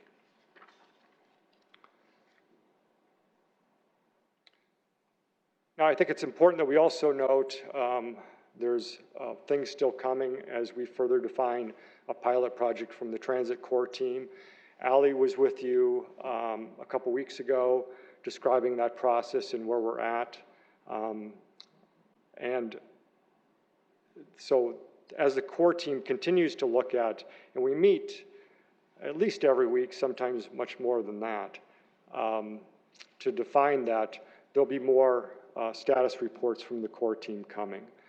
I think it's important also that on behalf of Sioux Metro and Planning and Development, that I thank this group of individuals for working on this. This is a huge time investment from these individuals.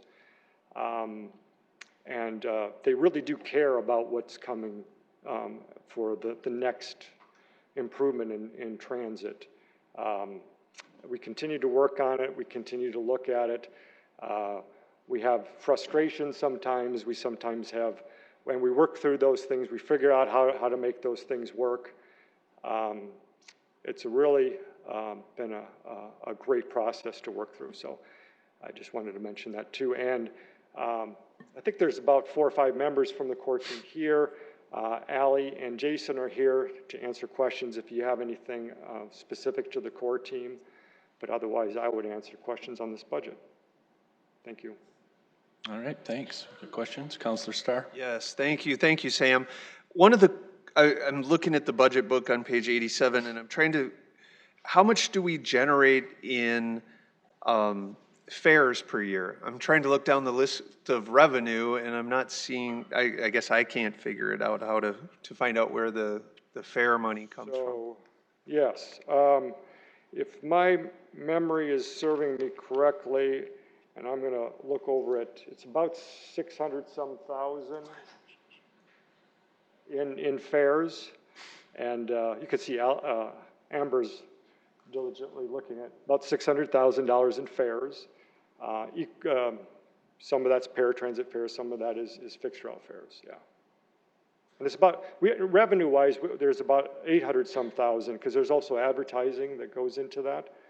So, okay, how do I see that in the budget book? I guess that's where I'm confused. So let me, what we do, Sioux Metro will, it's all within their realm. They keep all of that revenue, and then whatever we send to them, we take that into consideration. We know what they're going to be having in terms of revenue. That's as a part of their budget, the revenue that they have. So it's not in this budget. So it helps reduce the amount of budget that they would charge that us. they have from the city. Okay. That's as much as I can wrap my head around. Okay, anybody else? Counselor Erickson? I've got 3 or 4, so I'll start with the first one. I know you talked a little bit about fixed routes. Why do we not have the drivers drive the same fixed routes so we can get a better idea of those statistics throughout it, instead of just having Joe do this and Bob do this and whatever? Why not just have the same person do it, so statistically we can get a better idea of what's happening on those fixed routes? So there's a couple of reasons. Number one, there's needs on certain routes during certain times of the day. I mean, you don't have the same, at peak hours, you'll have, you might have 2 buses on one route, and then during the main part of the day, you'll go down to 1 bus on the route, and you go to hourly service versus half-hour service. And so the other reason is that what Sioux Metro finds is it's pretty important to give a little bit of diversity to the routes, so that it gives so they're not bored by the routes. I mean, that's the best way to put it. I get it. I just think it would assist better in identifying some of those trends, but. No, and I think there's things that we're absolutely looking at in terms of trying to define those trends. One of the things that's still within this budget is trying to look at adding some automatic counters to the buses, so we get some of those analytics that you're talking about. So yes, you're absolutely right. There's things that we can do. Okay, so if I can continue, we've talked a lot about the core team and all the great work that they're doing in making some of these changes. The core team discussed expanding the fixed routes to Sioux Falls. Has there been any recommendations having this expanded throughout the whole city, and what is the impact to paratransit? I'm concerned that we expand the fixed routes and that we automatically have to do paratransit as well. We can't just say, well, this is just a pilot program, so we don't have to do it. Simultaneously, I'm not a lawyer, but simultaneously, it's my understanding that that has to be done at the same time. Yeah, so that's exactly some of the things that we're working out right now with the core team, is trying to determine how we make those kind of things work. If we do any expansions, you're right. If we expand service, we need to also look at paratransit and how that works. Are we So there's certain that we don't have to expand para with it, with the fixed route, or no? Generally, what we believe to be the requirement is that when you would expand service, especially if it's fixed route service, we would certainly have to do that. Now the question becomes, if we do an on-demand service, to what degree do we need to provide para? A lot of that is going to depend on how close we're able to get to the door of some of the paratransit eligible individuals that we have. So if we call it on-demand versus fixed route, essentially we could circumvent the system? Is that what I'm understanding? Let me give you an example. St. Joseph's, Missouri does something called deviated fixed route. So deviated fixed route, what they'll do is that they'll run a fixed route, but then people can call in and request a deviation from that route. Okay. And a lot of times that can be somebody that is a paratransit eligible individual. They can request it, the bus deviates, goes and picks them up. If you do it that way, you don't have to have paratransit. Now, the question is, can you handle all those individuals? We're sure about that, though. I mean, have we had a legal opinion on that? We do not have to. I know that St. Joseph, Missouri, does it that way. And Okay. so, and I've talked to But I don't know what their state law says if it's But the here's same. the other thing, it's whether or not you want to do it that way. If you do it that way, you're going to reduce the number of riders per hour that you have. Right. So we have to look at and make sure that we do it in a way that's. Okay, final question then. Are there any conversations currently going on, any active conversations or discussions going on with the agencies and those agency rides, and are there any plans for cost sharing with that? So we continue conversations with the agencies all the time, and would again this fall, along with CCTS, coordinate ways that we can get additional rides to move to and off paratransit. That's worked really well, especially in reducing our capital exposure and a little bit in operating. And I say a little bit in operating because you're correct. We are not getting the cost share that we had hoped for and been looking for and been talking to the agencies and the state about. So that conversation continues and is still outstanding, and I think needs to be continued to be brought up. And if not, that one of the options has always been, do we need to look at an agency fare? And I think there's certainly that's an option. Thank you. Councilor Neitzer? Well, one of the things is no matter how many discussions you have, we would have to have the guts to impose one. My next, it sounds like, what was it, $600,000 in fares? Revenue, yeah. That's a pretty pitiful fare box recovery ratio, it sounds It like. is. Yeah, it's terrible. Yeah, it's under 10%. Yeah, which is what happens if you never raise rates.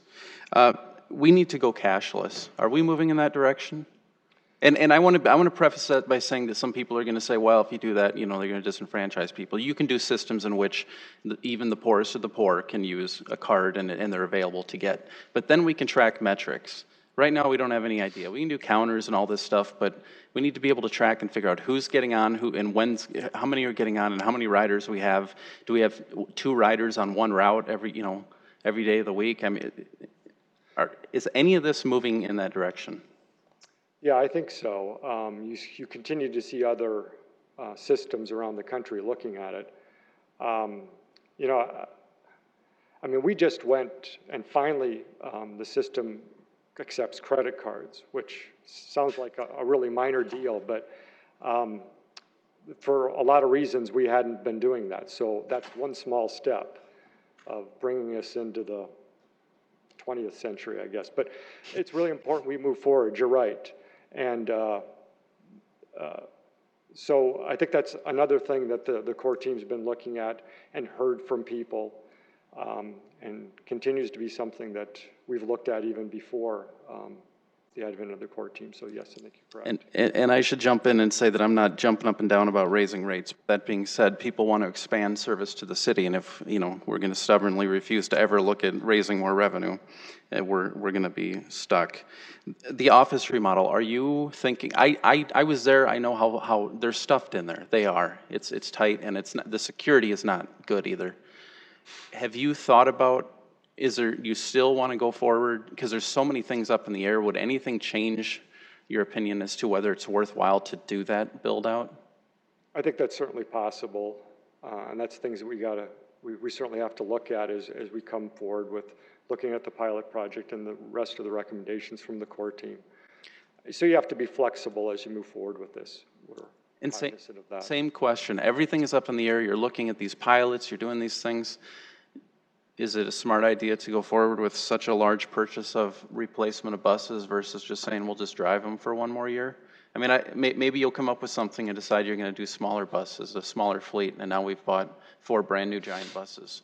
Yeah, I mean, I think it's a good question, and those are things that we would continue. Any of the capital purchases that we're looking at, those are all things that we have to start looking at and how it relates to what we're going to move forward with. Yes. Okay, thanks. Counselor Staley? Well, I want to say I appreciate what Counselor Neitzer just brought up. Good points. Thank you. So what's the timeline going to be as we move forward? So when are we? So you're talking with the core team? Yes. So, I mean, I'll look to Allie and Jason if they want. I can say something small, but if there's anything beyond that, we continue to, as I mentioned, we're meeting every Friday, and right now we're looking at what that pilot should be. And so based upon what the pilot will be, we'll help determine how we move forward with that timeline. So we're kind of working through all these different options, and then so it really hasn't, my short answer, it hasn't been determined yet. I don't know if there's anything that you guys want to say beyond that, but that's. So if the public said, when are we going to start seeing this implemented? We don't know yet? We don't know yet, yeah. Is it going to be in the next year? That is our goal within the next year, yes. Okay, and the paratransit thing, that's something where you have to be able to get a wheelchair in? Is that correct? I mean, you'd have to. Yes. So if we were going to go with using a lift model, with that on-call type of a thing, which then that lift, are there lift vehicles that can handle wheelchairs? A lot of them cannot. There's some because it's sounding like they have to. It may be a thing where if you're going to understand that the model you're talking about with kind of a lift sort of model, it isn't necessarily at all using those the vehicles, the private vehicles, though. We are still looking at utilizing vehicles that are within the Sioux Area Metro fleet. For the paratransit part. Because I thought I heard you say that, like, in I don't know if St. Joseph, Missouri did it, but it's allowable if you're going to start branching off and having an on-call thing, that is, you have to just supply the same on-call availability for paratransit. You would not have to, see right now even fixed route, you can go out to right now you could go catch a bus, right? So that's kind of on call. Well, paratransit regulations require that you call in the night before so you can set up an individual bus to go there. The same thing would go as an on-call. You would still have to call the night before. But it would always be a bus you're calling for. Yeah. We're not planning on having individuals have I mean, I would think that, I know a guy who was going to do like his own passenger pickup thing for wheelchairs. I mean, would you ever let a wheelchair, an individual start something where they could pick up people, kind of like a Lyft thing? Well, right now there's private providers out there. I can think of an individual like that is like Siouxland Paratransit. They go and pick up individuals, and then a lot of times they'll charge as part of a Medicaid reimbursement. So that's available like that. All right. So, okay. Good. We good? Thanks, everybody. Thank you. Yeah, thank you. So we'll open it up for public input, if anybody's got anything on any of the topics today. Well, we don't have time for it, do we? Yeah, we'll have to delay his. We can delay it next time. You okay with that? Okay. Sorry.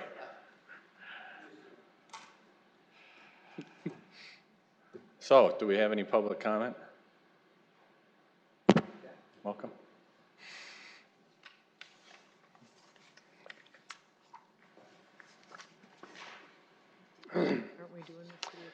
Dwayne Skipper, Sioux Falls. Just some off-the-cuff comments about what I've heard today.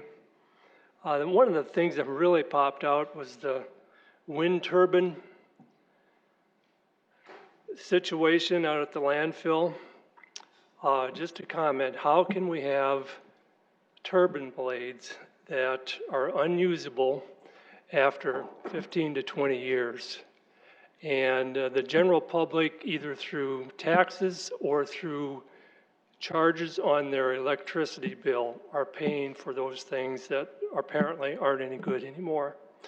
Beyond that, I just have to say, here's some general comments about the streets. Potholes. I was hoping that somewhere in the policy for the street improvements, there would be a citywide goal of checking every mile for potholes, because that's what most citizens are going to address or run into in their particular part of the city. It has improved. I will admit that. I've seen some on my routes that have been filled. In fact, there's one that was filled that's been there for 3 to 4 years.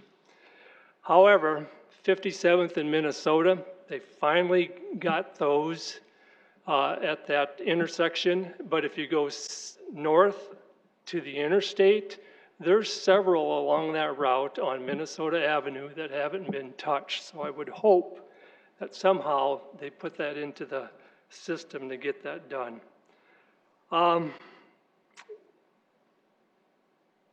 Engaging people. I've heard that phrase. I've heard it from the mayor's office. And when snow gates were brought up, here's my personal experience. I sent a multiple page review of my experience with snow gates to every city council member, the mayor, Public Works, and the street department manager. And this was some time ago. And to the biggest proponent of snow gates on this council, I will have to acknowledge that that's the only person that even acknowledged receiving the information that I sent. I have asked the city 3 times to come out and look at my property. They never did. As I've already said, no one has ever been willing to come and talk to me about it or set up a time to visit about it. I had to hire someone to come out with a piece of big equipment to move 6 feet of snow from in front of my mailbox, so that, and I actually got the little blue card from the post office saying, hey, you gotta, clean the snow in front of your mailbox. So I would say the last year it's improved because the drivers have finally figured out that as long as they don't move the snow to the curb, they can put as little snow in front of your driveway as they want, but you wind up with 6 feet of snow in the street. So that's my experience there. Adding employees to the most expensive part, adding employees is the most expensive part of the city budget and lasts indefinitely. So keep that in mind when you're looking at this budget process. And the other thing is prepaying any reasonably priced debt. In other words, the wastewater area had a bunch of money sitting around, they prepaid the debt. Keep in mind that when you prepay long-term debt with short-term funds, it puts added pressure on increasing revenue, i.e. water and sewer rates, which you all know I've talked about. So, you know, prepaying debt when you get 2% loans, you have to stop and think about that. And one last thing, Prairie Trail Park, the mowing of that park should be investigated. You need a rake to pick up the debris on that park. Thank you. Thank you, sir. Anybody else? Mr. Chair. Yes. I'll move that we enter executive session for the following reason: consulting with legal counsel or reviewing communications from legal counsel about proposed or pending litigation or contractual matters pursuant to SDCL 1-25-2, parent 3. Second. Voice vote or we call? Roll call. Do the roll call? Okay. Councilmember Sale, Yes. Starr, Yes. Erickson, Yes. Nitzert, Yes. Lee, Yes. Brecky. Brecky. Councilmember Brecky. Your vote. Yes.